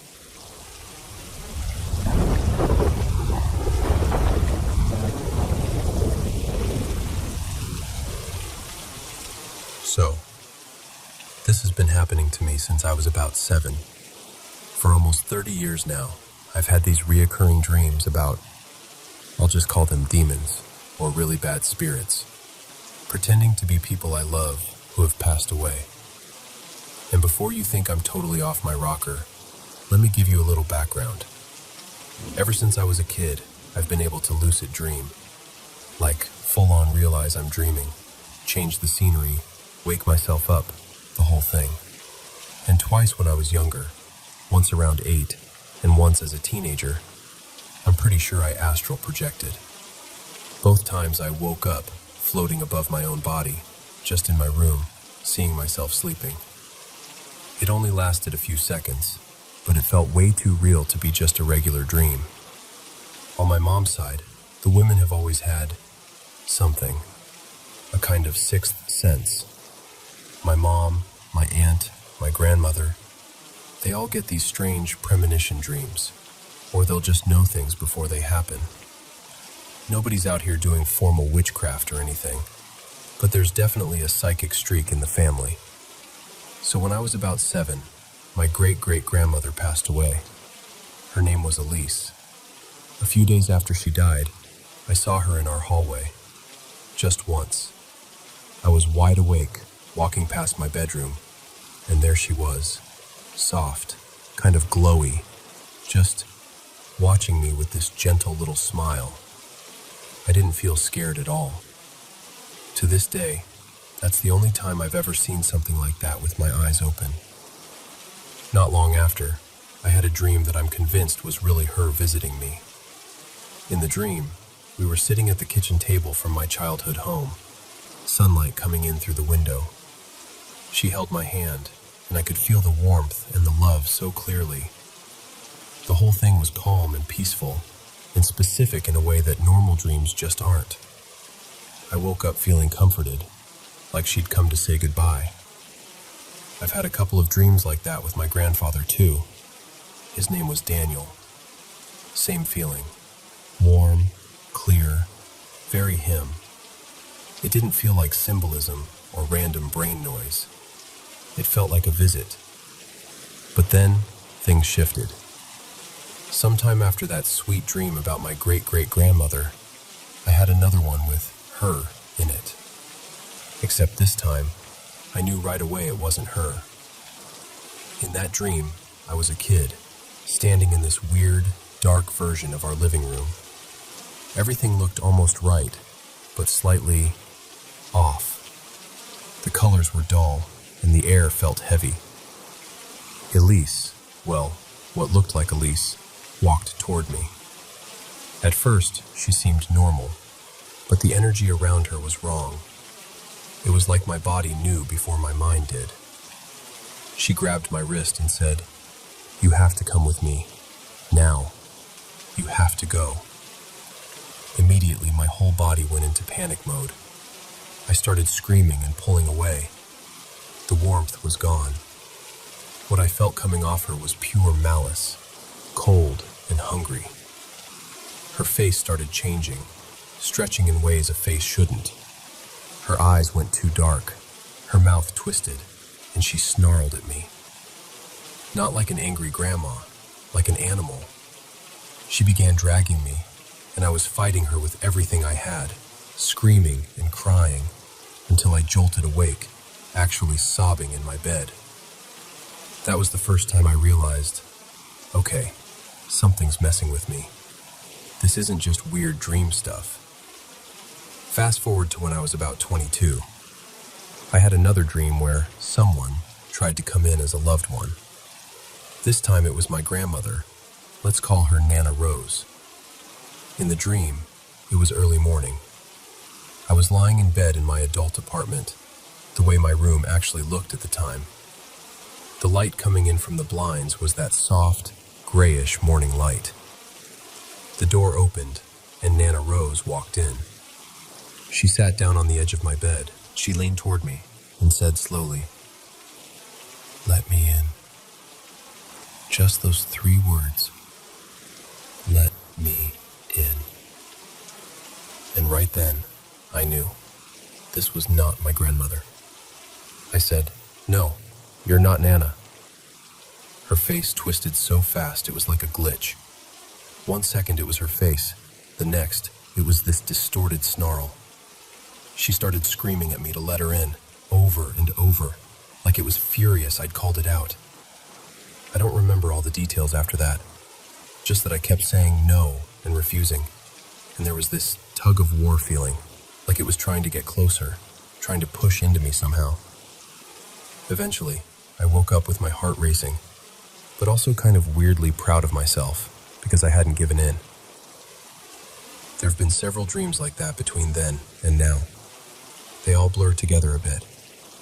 It's always some loved one who's passed, an uncle, a cousin, a friend, showing up in a place that feels almost like real life. And as soon as they get close, I feel that awful energy. They act sweet for half a second, then it turns. There's always this pressure, this push to let them in, or go with them, or agree to something. Sometimes I wake up shaking. Sometimes I wake up just really annoyed. Which brings me to last night. Someone I care about passed away about 3 weeks ago. Let's call her Nina. In real life, her passing is still fresh, still painful, and I've been thinking about her a lot. In the dream, I was lying in my current bed, in my current room. Everything was extremely accurate, like down to where my phone charger usually is, and the way the curtain never quite closes all the way. I was on my side, facing the bedroom door. Then I felt the bed dip behind me, like someone had just sat down. I rolled over, and there was Nina, sitting on the edge of my bed, smiling. I said her name. "Nina?" She smiled wider, but it was the wrong kind of smile. Too fixed, too shiny, and that familiar, awful feeling swept over me. That thing in my gut that just knows, this is not her. But this time, instead of pure terror, I just got mad. I sat up, glared at her, and said something like, "You're not Nina. Stop it. I'm done with this. You don't get to use her face." The image of her flickered a little, like a bad video connection. Then it laughed. Not Nina's laugh, this low, mocking sound that almost echoed. Again, that pressure to let it in came back. It didn't say the exact phrase this time, but I could feel the intention. Like it wanted access, into me, into my space, into something. I just kept repeating, "Go away. You're not welcome here. Leave." At one point, it told me its name. I don't remember all of it now, but I remember it started with an R and sounded old, like something out of a mythology book. The moment it said it, I had this instinctive sense that I shouldn't repeat it. So I didn't. Eventually, in the dream, I got out of bed, walked right past it, and went into the hallway. It stayed sitting there, just watching me, still smiling that wrong smile. I walked into the living room where my mom was. She's very much alive, just to be clear. And I blurted out, "There's this fucking thing in my room pretending to be people I love. It won't stop."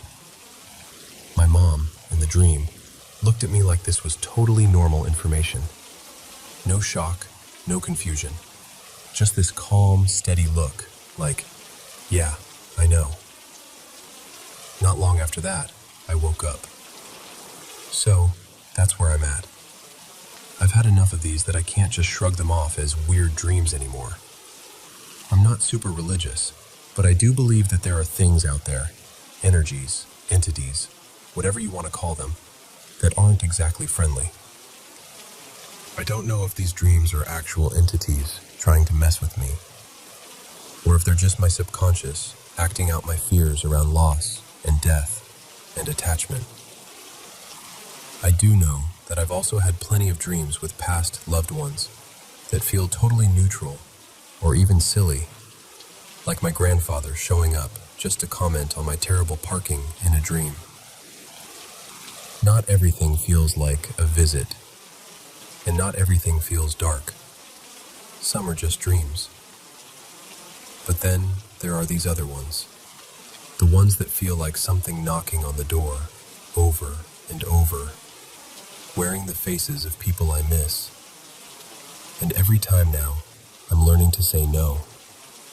No, you can't come in. No, you're not who you say you are. No, you don't get to use their memory to get to me. Maybe it's demons. Maybe it's trauma. Maybe it's a mix of strange family intuition and a brain that likes to dramatize. I honestly don't know.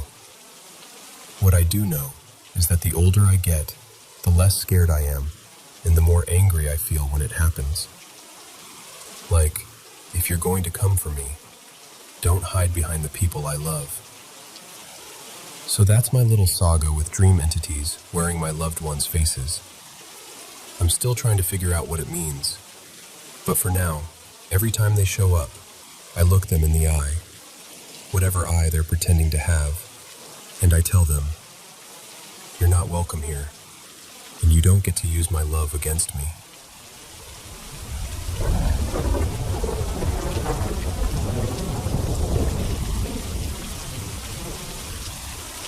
So, okay, let me just take you back for a second.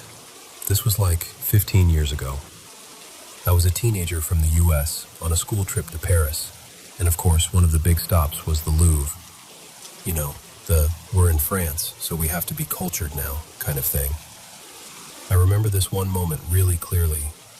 My friend, let's call her Mia, and I were at one end of this long hallway. The hallway had these big open archways all the way down, leading into different rooms. The only way in and out of that whole stretch, though, was at the two ends. You walked in at one end, walked through the rooms, and eventually popped out into a larger open area. So, layout-wise, it's important. Unless someone walked right past us, they weren't getting out. Anyway, Mia and I walk into one of the rooms off this hallway. There are paintings everywhere, people shuffling around, the usual museum quiet. And then I see him. There's this man standing a few feet away, dressed in what looked like period clothing. Don't ask me which period, history has never been my thing, but he looked like he'd stepped out of some painting about a war or a royal court. Long hair tied back neatly with a black ribbon or bow at the nape of his neck. Dark coat, kind of old-fashioned boots. The kind of outfit you absolutely do not see on a random Tuesday at a museum. He's just standing there, staring at this painting on the wall. I wish I could tell you which painting it was, some landscape or maybe a portrait, but I honestly don't remember. All I remember is him. The second I saw him, I got this weird feeling in my chest. Not fear exactly, just an alertness. Like my brain went, pay attention, this is important. So I kept watching him, and out of the corner of my eye, I realized Mia was watching him too. We didn't say anything to each other. We were both just kind of locked in on this guy. After a minute, he finally turned away from the painting and walked calmly through the opening into the next room. And without even talking about it, Mia and I kind of did that quick, awkward power walk after him. You know when you're trying not to look like you're following someone, but you absolutely are? That was us. We step into the next room, and he's gone. Like, gone. The room was not crowded. There were a few people scattered around, but definitely no man in period clothes with a black bow in his hair. We scanned the whole space, and there was nowhere he could have ducked behind. A bench, maybe a column, but nothing that would have hidden someone that completely. We look at each other, both thinking the same thing. Okay, maybe he moved fast. Maybe he went into the next room. So we keep going. We speed walk through that next room, and the next one. We're moving down this whole stretch of gallery, peeking left and right through each opening, checking the hallway itself, looking for this guy. Nothing. And again, the way this part of the museum was laid out, there was basically one route. To get out, he would have had to walk either directly past us or down that same long hallway and into the big main area at the end. We reach the end of the hallway, step out into the larger space, the big open area with high ceilings and more people milling around, and start scanning the crowd. Still no sign of him. No old-fashioned coat, no odd-looking boots, no long hair tied with a black bow. It's like he just never existed. At this point, my heart is racing a little, but I'm also trying to be logical about it. Maybe we just missed him somehow. Maybe there was a side exit we didn't notice. I'm already starting to second-guess myself, and I'm just standing there beside her, nodding, realizing that we hadn't actually talked to each other about what we saw before she started retelling it. We hadn't had time to compare notes, to influence each other's memories, any of that. But her version matched mine. Her mom, of course, gives us that "you two are being dramatic" look, and basically says we're imagining things. Teenagers, overactive imaginations, too much excitement, whatever. And that was it. That was my big ghost encounter. I was around 15 at the time. Part of me wants to say, I know what I saw. I saw a man, and then he vanished. But the logical side of my brain keeps chiming in like, come on, you probably missed a door, or he blended into the crowd, and your brain just filled in the gaps later to make a better story. You know, for the plot. Thing is, it doesn't feel like a made-up memory. It feels anchored. I can still picture the hallway, the lighting, the slight chill in the air, the way my stomach dropped when he wasn't in the next room. I remember the way Mia looked at me, wide-eyed, before we broke into that ridiculous fast walk down the hallway. And ever since then, I've occasionally gone down these rabbit holes online, looking up ghost stories about the Louvre. There are definitely some out there, but I've never found anything that matches this man. The way he was dressed, the black bow in his hair, the way he silently stared at that painting like nothing else existed. So, yeah, that's my story. My maybe ghost, maybe weird coincidence, maybe my brain being overdramatic museum encounter. I'm totally open to it being torn apart by logic. Honestly, that might be comforting. But there's still this little part of me that believes I really did see something, or someone, that didn't quite belong to our time.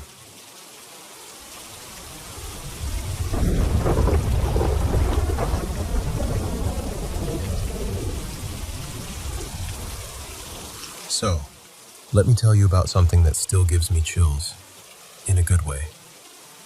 This all started a few years back. My grandfather, we all called him Granddad Eli, had this tiny Facebook account that my younger cousin Maya set up for him. He could barely work the TV remote, never mind a smartphone, but he was so excited about the idea of finding old friends on the internet, as he put it. He loved the idea that with just a few taps, he could see photos of relatives on the other side of the world. Most of the time, though, he'd just point at the screen and say, "Who's that again?" And we'd help him. He passed away in 2020. We knew it was coming, so we made sure someone was always with him. One of those nights, I was sleeping on a little mattress on the floor next to his bed.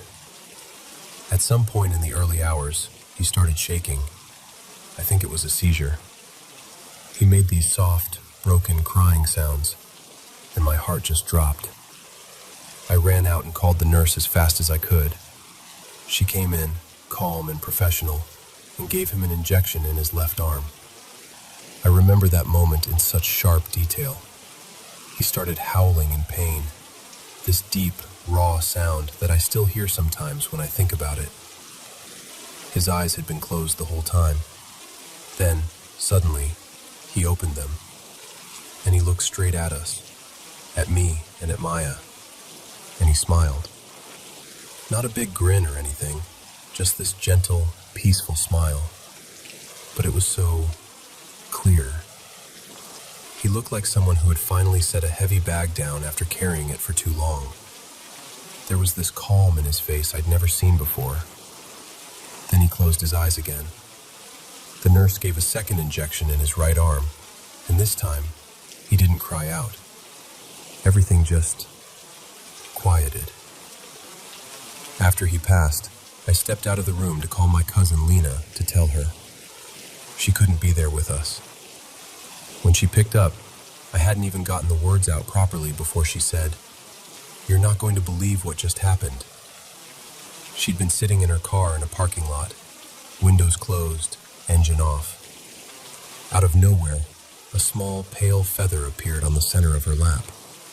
No breeze, no open doors, no reason it should have been there. She just stared at it. And when I told her, "Granddad's gone," she started crying and said, "I think he just came to say goodbye."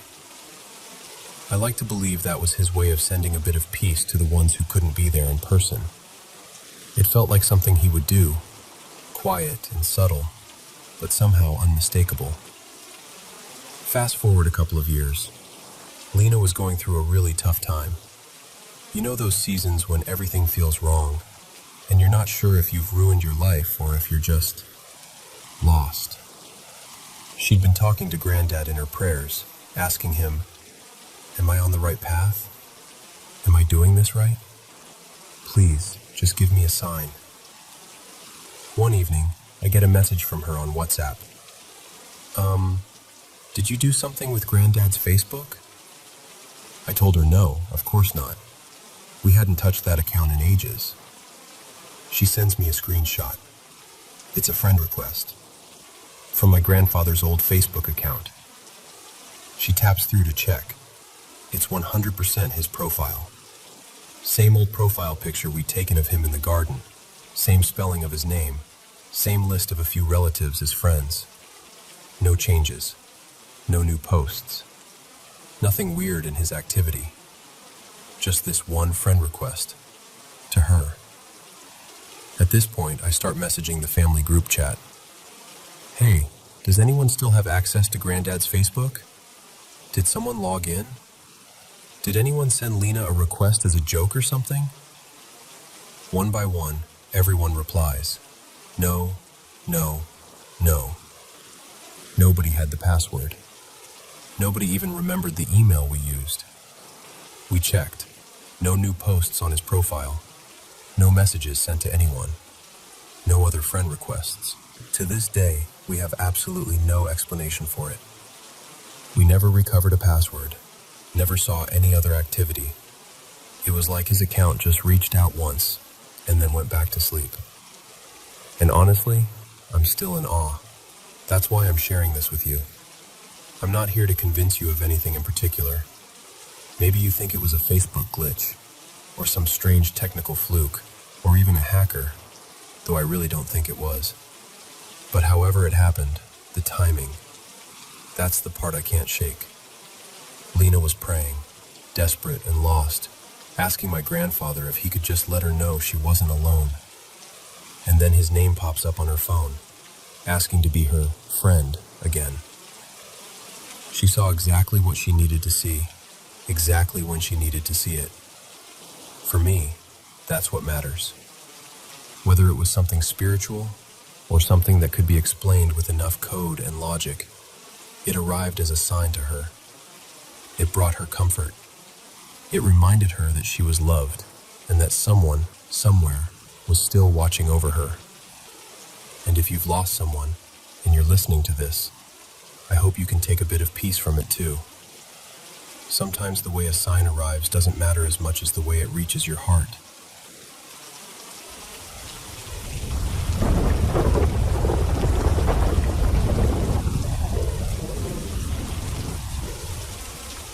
So, I'm sitting here on the couch, still kind of buzzing, and I figured I might as well talk this out while the adrenaline is wearing off. About 20 minutes ago, I had my first real sleep paralysis episode. So, I'm having this totally normal dream, nothing dramatic. I think I was at a grocery store arguing with a self-checkout machine. And then, like someone flipped a switch, I wake up. Or at least, I thought I woke up. I'm lying on my side in bed. My partner, Leo, is behind me, one arm draped over my waist. The room is dark, but familiar. Our bedroom.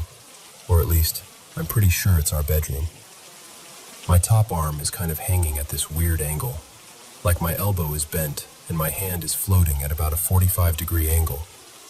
I can feel it there, heavy and suspended, and I'm trying to remember if I'd shoved a pillow under it. I don't think I did. I go to move my arm.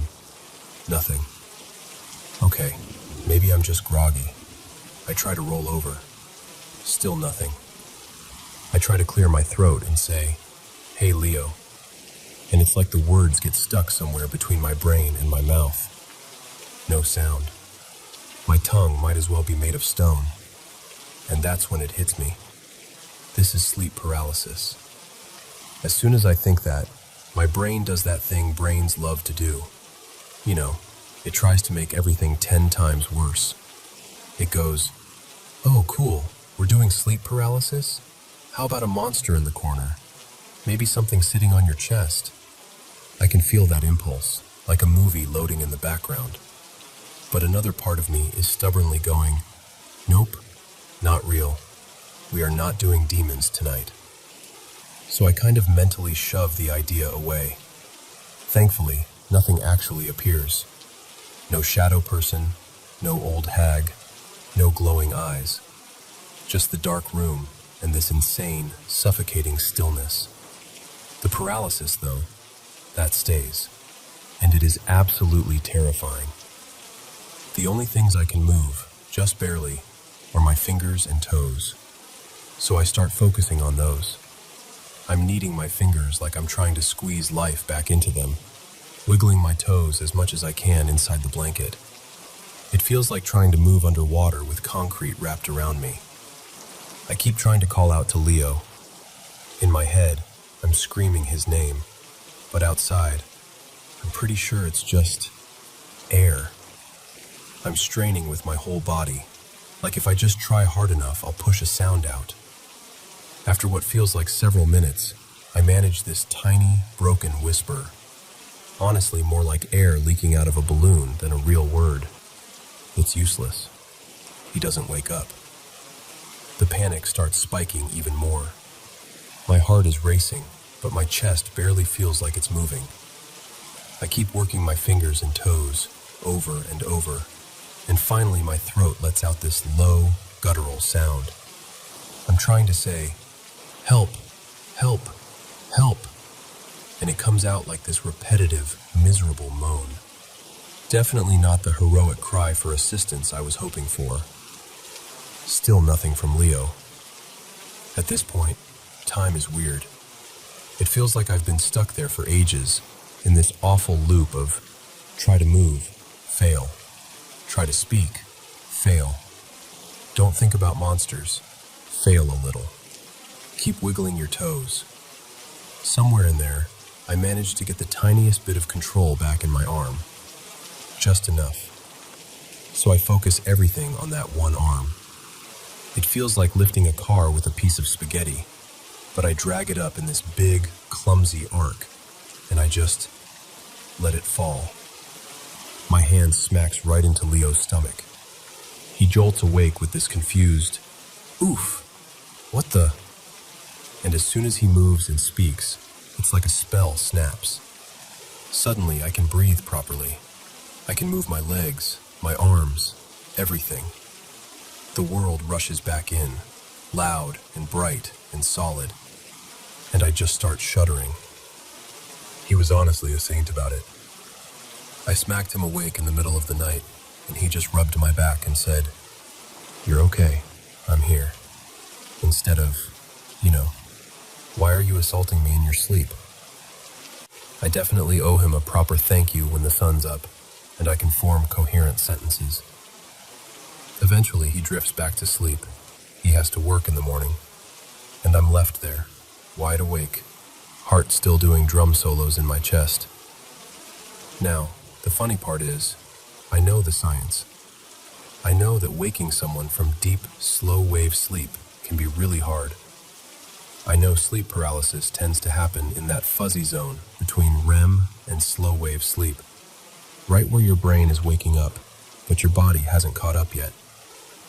I also know I already have a sleep quirk where, in that same stage, I sometimes lift my legs or hold them rigid in the air, like some kind of weird nighttime statue. It's just never happened with my arms before, and never with the full, awake but trapped in my body, bonus package. And here's the thing. All that rational explanation, all the "this is your brain misfiring" talk, it's comforting now, a little, as I tell you this. But in the moment, logic doesn't help. In the moment, it's just this raw, animal terror.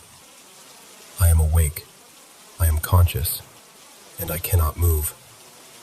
It took me a solid hour to calm down afterward.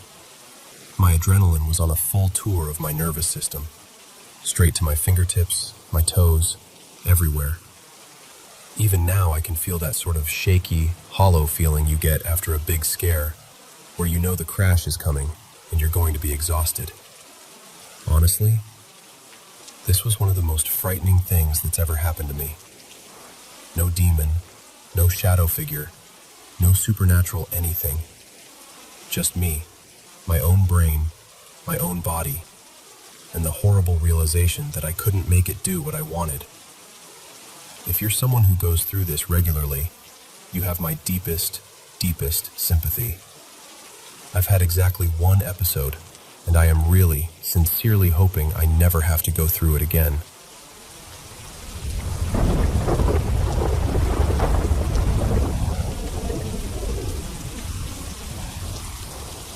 So, this is a story I've never really told out loud before.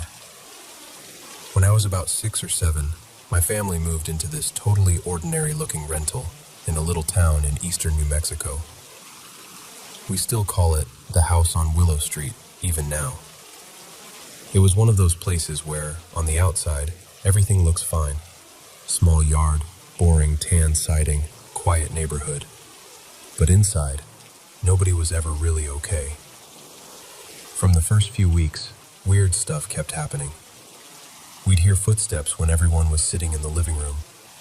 Cabinets would be half open, Things would be moved just enough to make you doubt yourself. My mom and dad, well, my dad Rob, argued constantly in that house. My older brother, Daniel, was always irritated. I was sick all the time. Just colds, stomach stuff, headaches, over and over. We only lived there for about a year before we moved on to base because of my dad's military posting, and every one of us was relieved to leave. My bedroom was down the hall, with this big window and a sliding closet door right across from my bed. I already had trouble sleeping as a kid, but in that house, it was like my body refused to relax. I'd just lie there, wired and uneasy for no obvious reason. One winter night, I remember snow was falling, the kind that drifts slowly and makes everything feel muffled. I was tossing and turning, and I rolled over so I could watch the snow through my window, because that usually calmed me down. As I'm staring at the glass, I noticed this thing. It looked like a brown leaf, just spinning in place in midair, perfectly horizontal, right in front of the window. Nothing above it, nothing below it. No string, no spider web, no nothing. Just spinning, slowly. My first thought was literally, that's weird. I wasn't scared yet, just confused. And then, out of the corner of my eye, I realized something was off in my closet. My closet door was open like it usually was. I turned my head, and I saw a figure standing there, just inside the closet, like it had always been there. The best way I can describe it is like one of those paintings of Jesus, tall, with what looked like a long robe and shoulder-length hair. But it wasn't a normal person. It was a black outline, almost like a shadow that had peeled itself off the wall. I couldn't see any facial features, no details on the clothes, just a clear shape of a man. And the eyes. The eyes were this bright, unnatural yellow-green, glowing in the dark, locked straight on me. I froze, completely. I remember every part of my brain scrambling to make it ordinary. It's a coat. It's a trick of the light. I'm just tired. It's a dream. But the longer I stared, the more I knew it wasn't any of those things. The outline didn't waver. The eyes didn't blink. It was just there, silently watching. I opened my mouth to yell for my mom or my dad, but right before I could, something in me just screamed, "Do not do that. That's a bad idea." It didn't sound like a voice from outside. It felt like this instinct, this warning in the very back of my mind. So I didn't call out. I don't know how long I lay there, just staring at it, my heart pounding so hard I could feel it in my throat.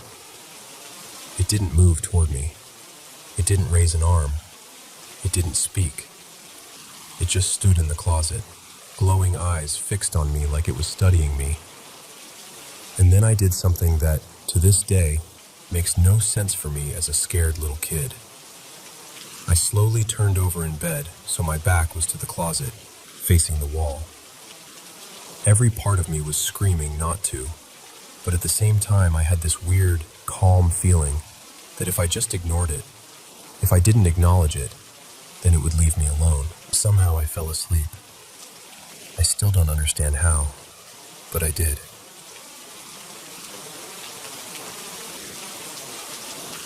The next morning, the snow was still outside. My room looked totally normal, and the closet was just a closet again. The leaf that had been spinning in midair, gone. I looked on the windowsill, on the floor, in my bed, even inside the closet. Nothing. It was like it had never existed. Ever since that night, I cannot sleep with a closet door open.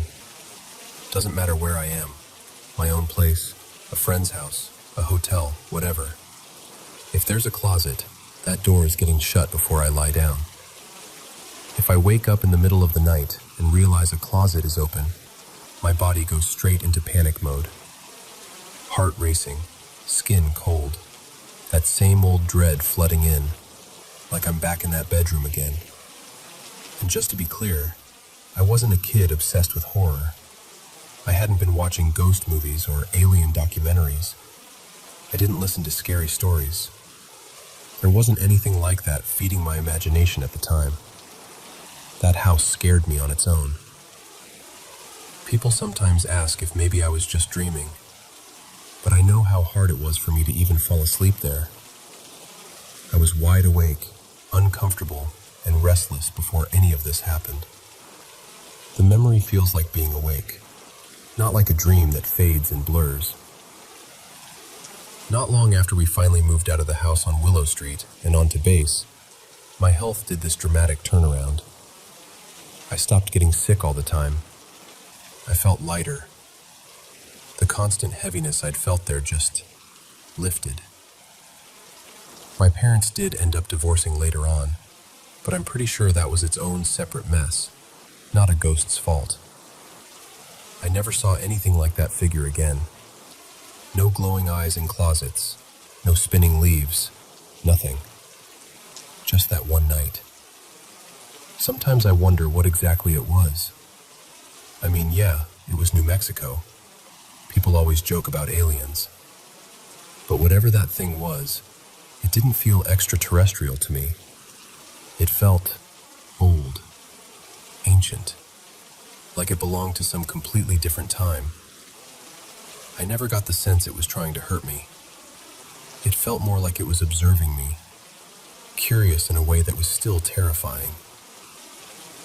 There's one more piece of this that I always hesitate to mention, but I feel like it might matter. The year before we moved into that house, I had this friend, let's call her Kayla, who got really obsessed with trying to summon the devil using a mirror. She'd read about it somewhere and was always trying to get me to do it with her. I was freaked out and never participated. I wanted no part of that. I wouldn't even be in the room when she did it.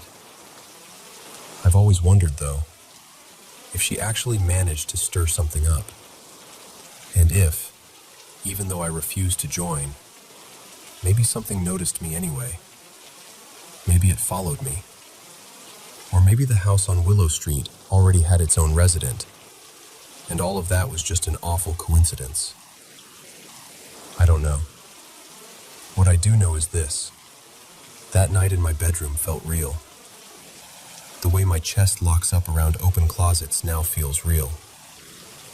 I can still see that outline in the doorway of the closet, and those glowing yellow-green eyes, as clearly as if it's burned into the back of my mind.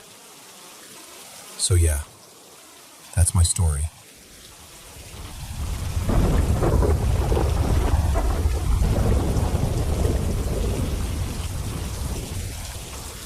So, let me take you back a few winters ago. I was renting this old, slightly crooked cottage out on the Kintyre Peninsula in western Scotland. It sat on its own at the end of a single-track road, maybe 15 miles from the nearest town. The place had originally been built for estate workers, shepherds, and farmhands, a couple of generations back, and you could feel that history in the stone walls. It was beautiful, but it was isolated. On a windy night, you really knew you were alone. One night in early December, I went to bed as usual.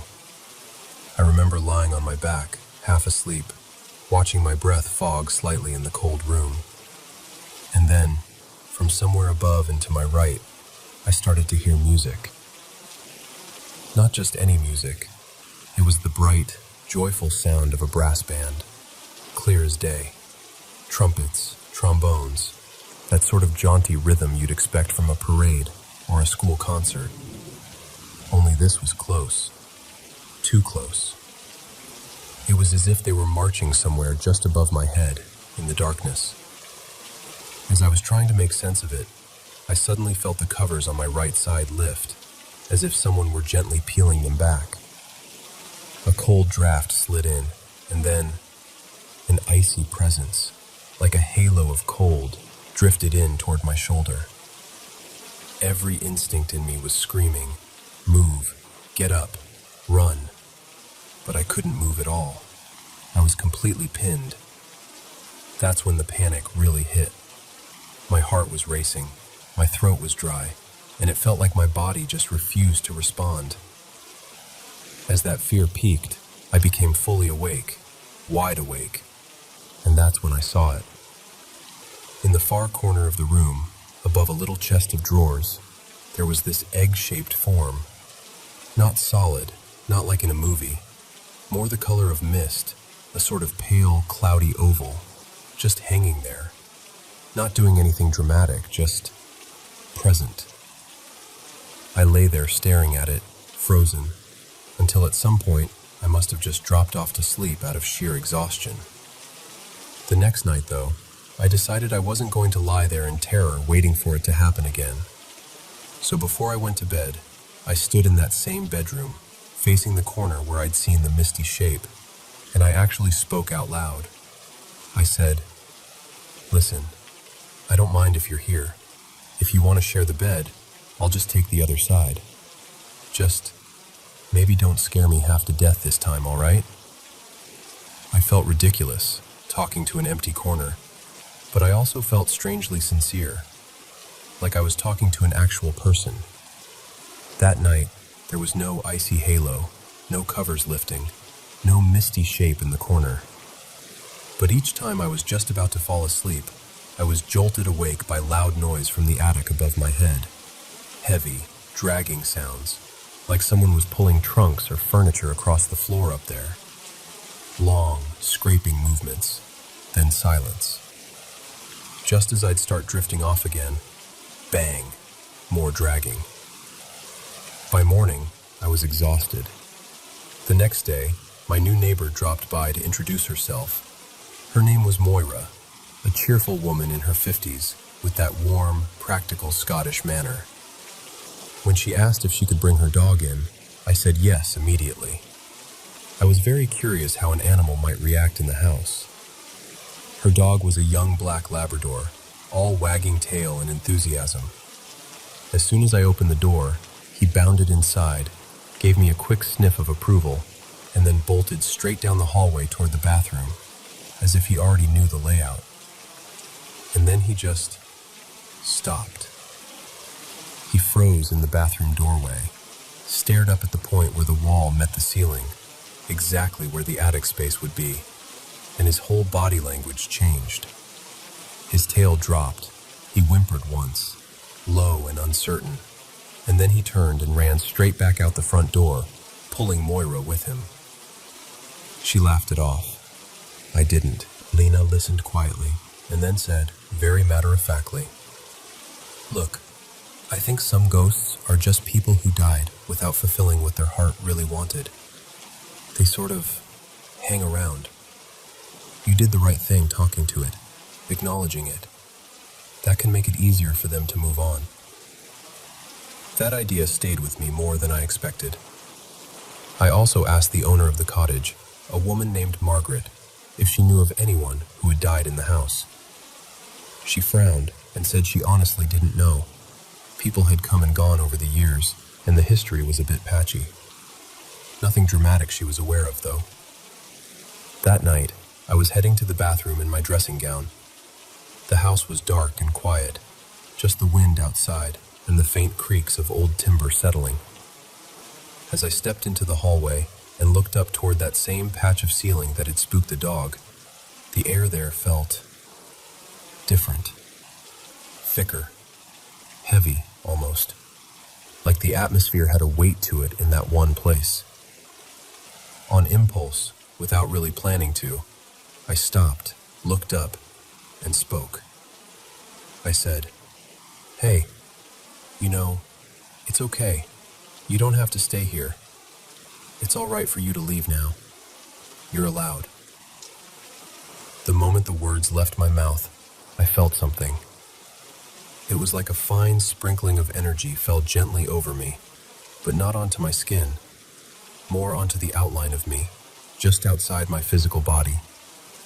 Almost as if someone had traced me in a soft, tingling shimmer. It lasted only a second or two, but it was unmistakable. And then I suddenly felt very emotional. Not terrified, just moved. I found myself right on the verge of tears without really knowing why. From that night on, the house was different. The dragging sounds in the attic stopped. The oppressive feeling in that corner of the bedroom went away. I still had the occasional creak or groan that any old cottage has, but the presence, that sense of someone else being there, lifted. The place felt lighter, calmer, peaceful. Life settled back into its quiet rhythm. A couple of months later, I got a notice from the postal service that I had a recorded delivery parcel waiting at the office in town.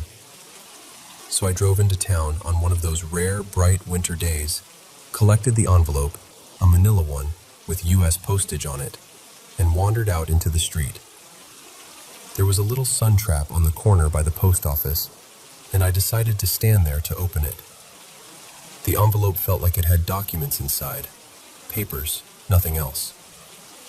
I was just slipping my thumb under the flap when, from my right, I heard it again. That same joyful, brassy music. This time, it wasn't in a dark bedroom.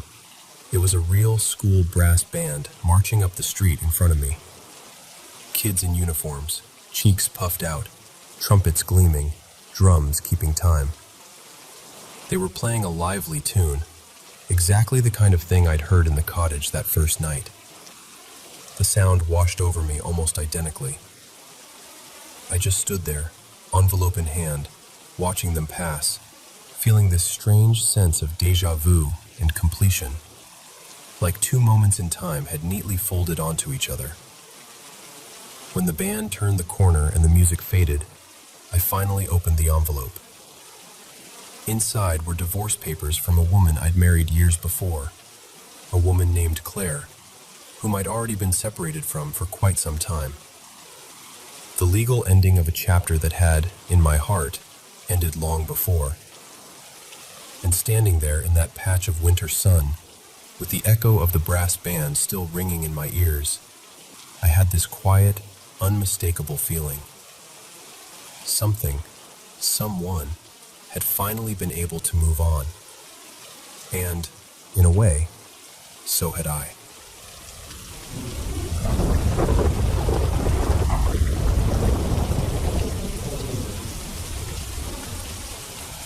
So, let me just talk to you like I would a friend on the couch, okay?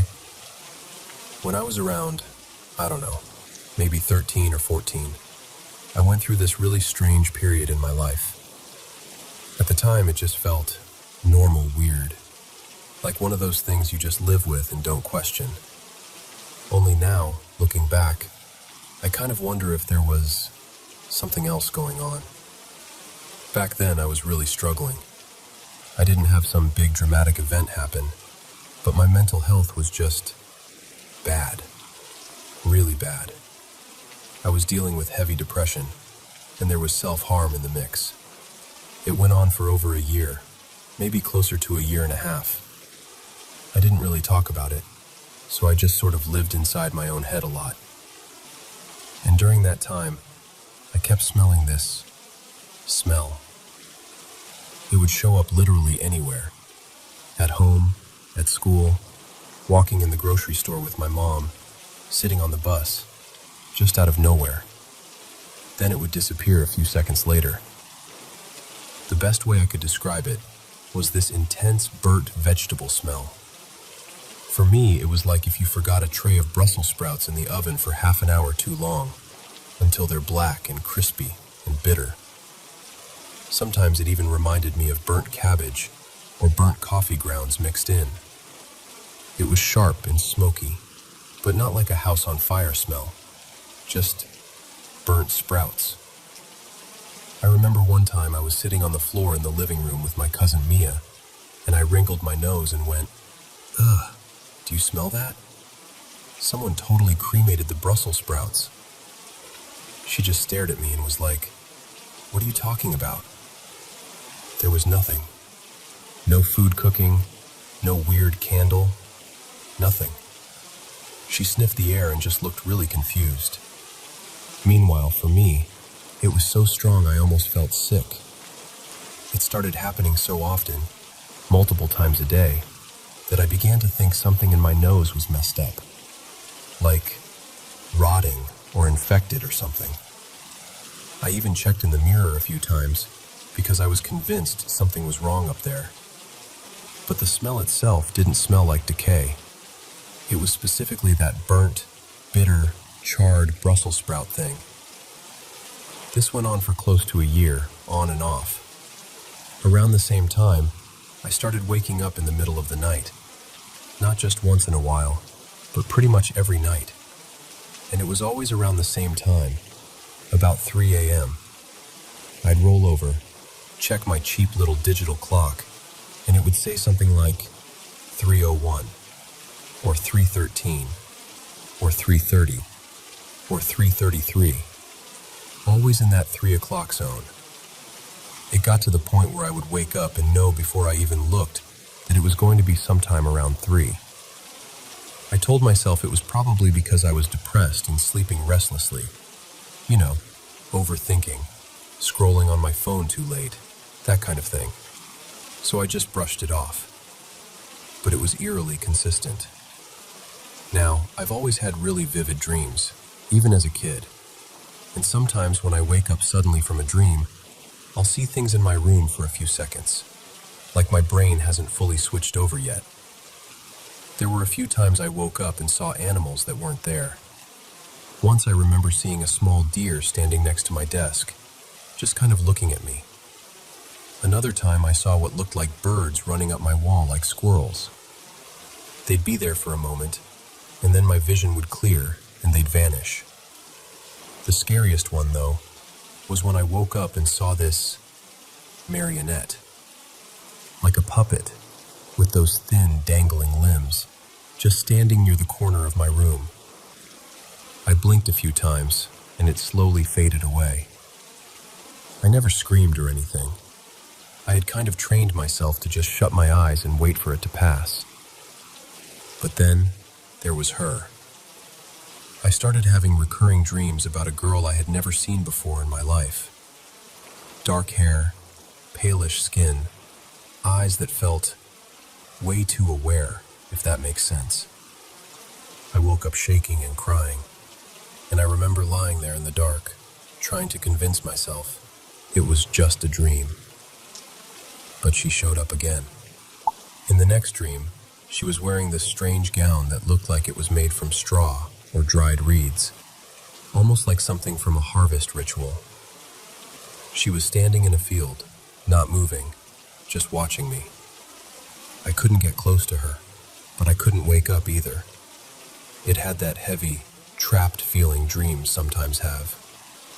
The third time, she wasn't in my dream world anymore. She was at my window. In the dream, I was in my actual bedroom, everything exactly where it was in real life. I turned my head toward the window, and there she was, outside, staring in at me through the glass. Same face, same dark hair, straw-like gown. No banging, no screaming, just watching. I woke up from that one and refused to look at my window for a solid minute. I just lay there staring at the ceiling, heart pounding, telling myself, don't look, don't look, don't look. And yes, when I finally did look at the clock, of course, it was a little after 3 a.m. The last thing I remember from that period, and this is the one that makes me wonder if it was really just in my head, happened with my sister. We were sharing a room at the time, both asleep. And then, out of nowhere, we bolted upright at the exact same time, because we both heard someone scream in our ears. Not like a distant scream from outside. I mean right there, like someone was leaning over the bed between us and yelling. It was so loud and so close that my ears actually rang afterward. My sister and I just stared at each other, wide-eyed, like, "Did you hear that too?" And she nodded. Neither of us wanted to get out of bed to check anything. We just lay there, frozen, until we eventually forced ourselves back to sleep. None of these things, on their own, felt like proof of anything. At the time, I bundled everything up under, "I'm depressed, I have weird dreams, my brain is being dramatic." But talking about it years later with my roommate, Nora, all these little memories started piling up. The burnt Brussels sprout smell that no one else noticed, waking up around 3 a.m. every single night. The girl in my dreams, with the straw dress and that unnerving, calm stare. The scream that both me and my sister heard at the same time. And now I catch myself wondering, was that just mental health stuff and an overactive imagination? Or was there something else hanging around me during that time? I don't really have a neat conclusion here. I'm not claiming I was definitely haunted or anything. I just know that when I put all the pieces together, it feels strange that I didn't question it more back then. Anyway, that's the story. If you've ever had anything similar happen, smells no one else can smell, the same time on the clock every night, recurring dreams of the same person, you're definitely not alone.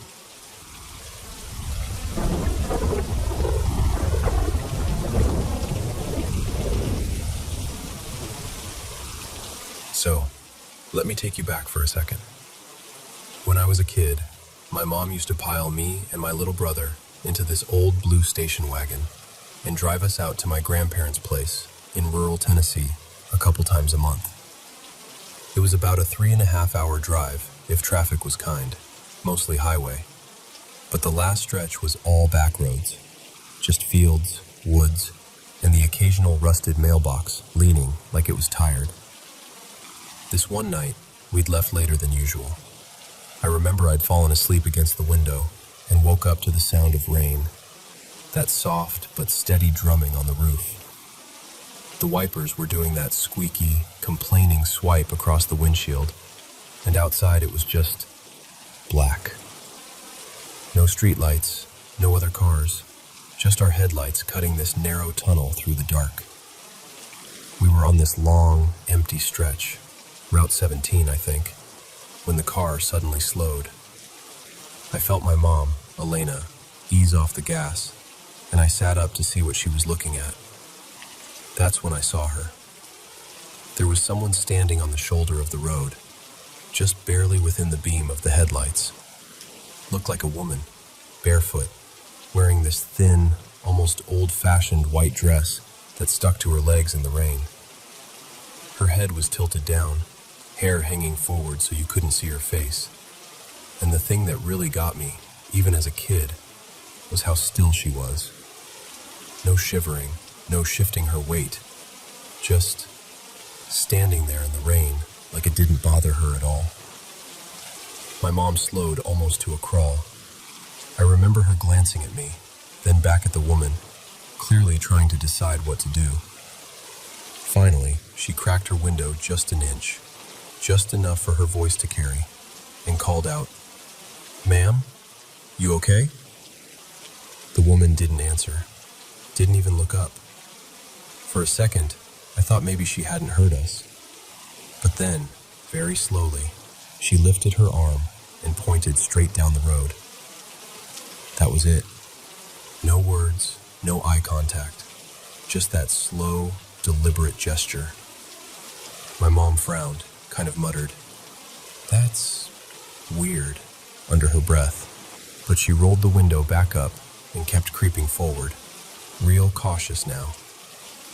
We went maybe another 100 feet, maybe a little more, and then her whole body jerked as she slammed the brakes. Right there in the glare of the headlights was this massive oak tree, completely down, sprawled across both lanes. Big branches everywhere, slick with rain. If we'd kept going at normal speed, there was no way we would have stopped in time. We would have hit it, no question. My heart was pounding, and I remember my mom's hands were shaking on the steering wheel. She just kept saying, "Oh my God, oh my God," under her breath. After a few seconds, she put the car in park, took this deep breath, and said, We need to thank her." So she turned around to look back, and there was no one there. The shoulder of the road was empty. No figure, no movement. Just rain and darkness and the weird, hollow sound of it all. My mom backed the car up a little, trying to shine the headlights around. Nothing. She even rolled the window down again and called out, "Hello? Ma'am?" But there was no answer. No sound except the rain. What really sent a chill through me was when she pulled over and checked the mud and gravel on the side of the road. I watched her through the windshield, her hair getting soaked, scanning the ground with the little flashlight she kept in the glove compartment. There were no footprints, just tire tracks and rain.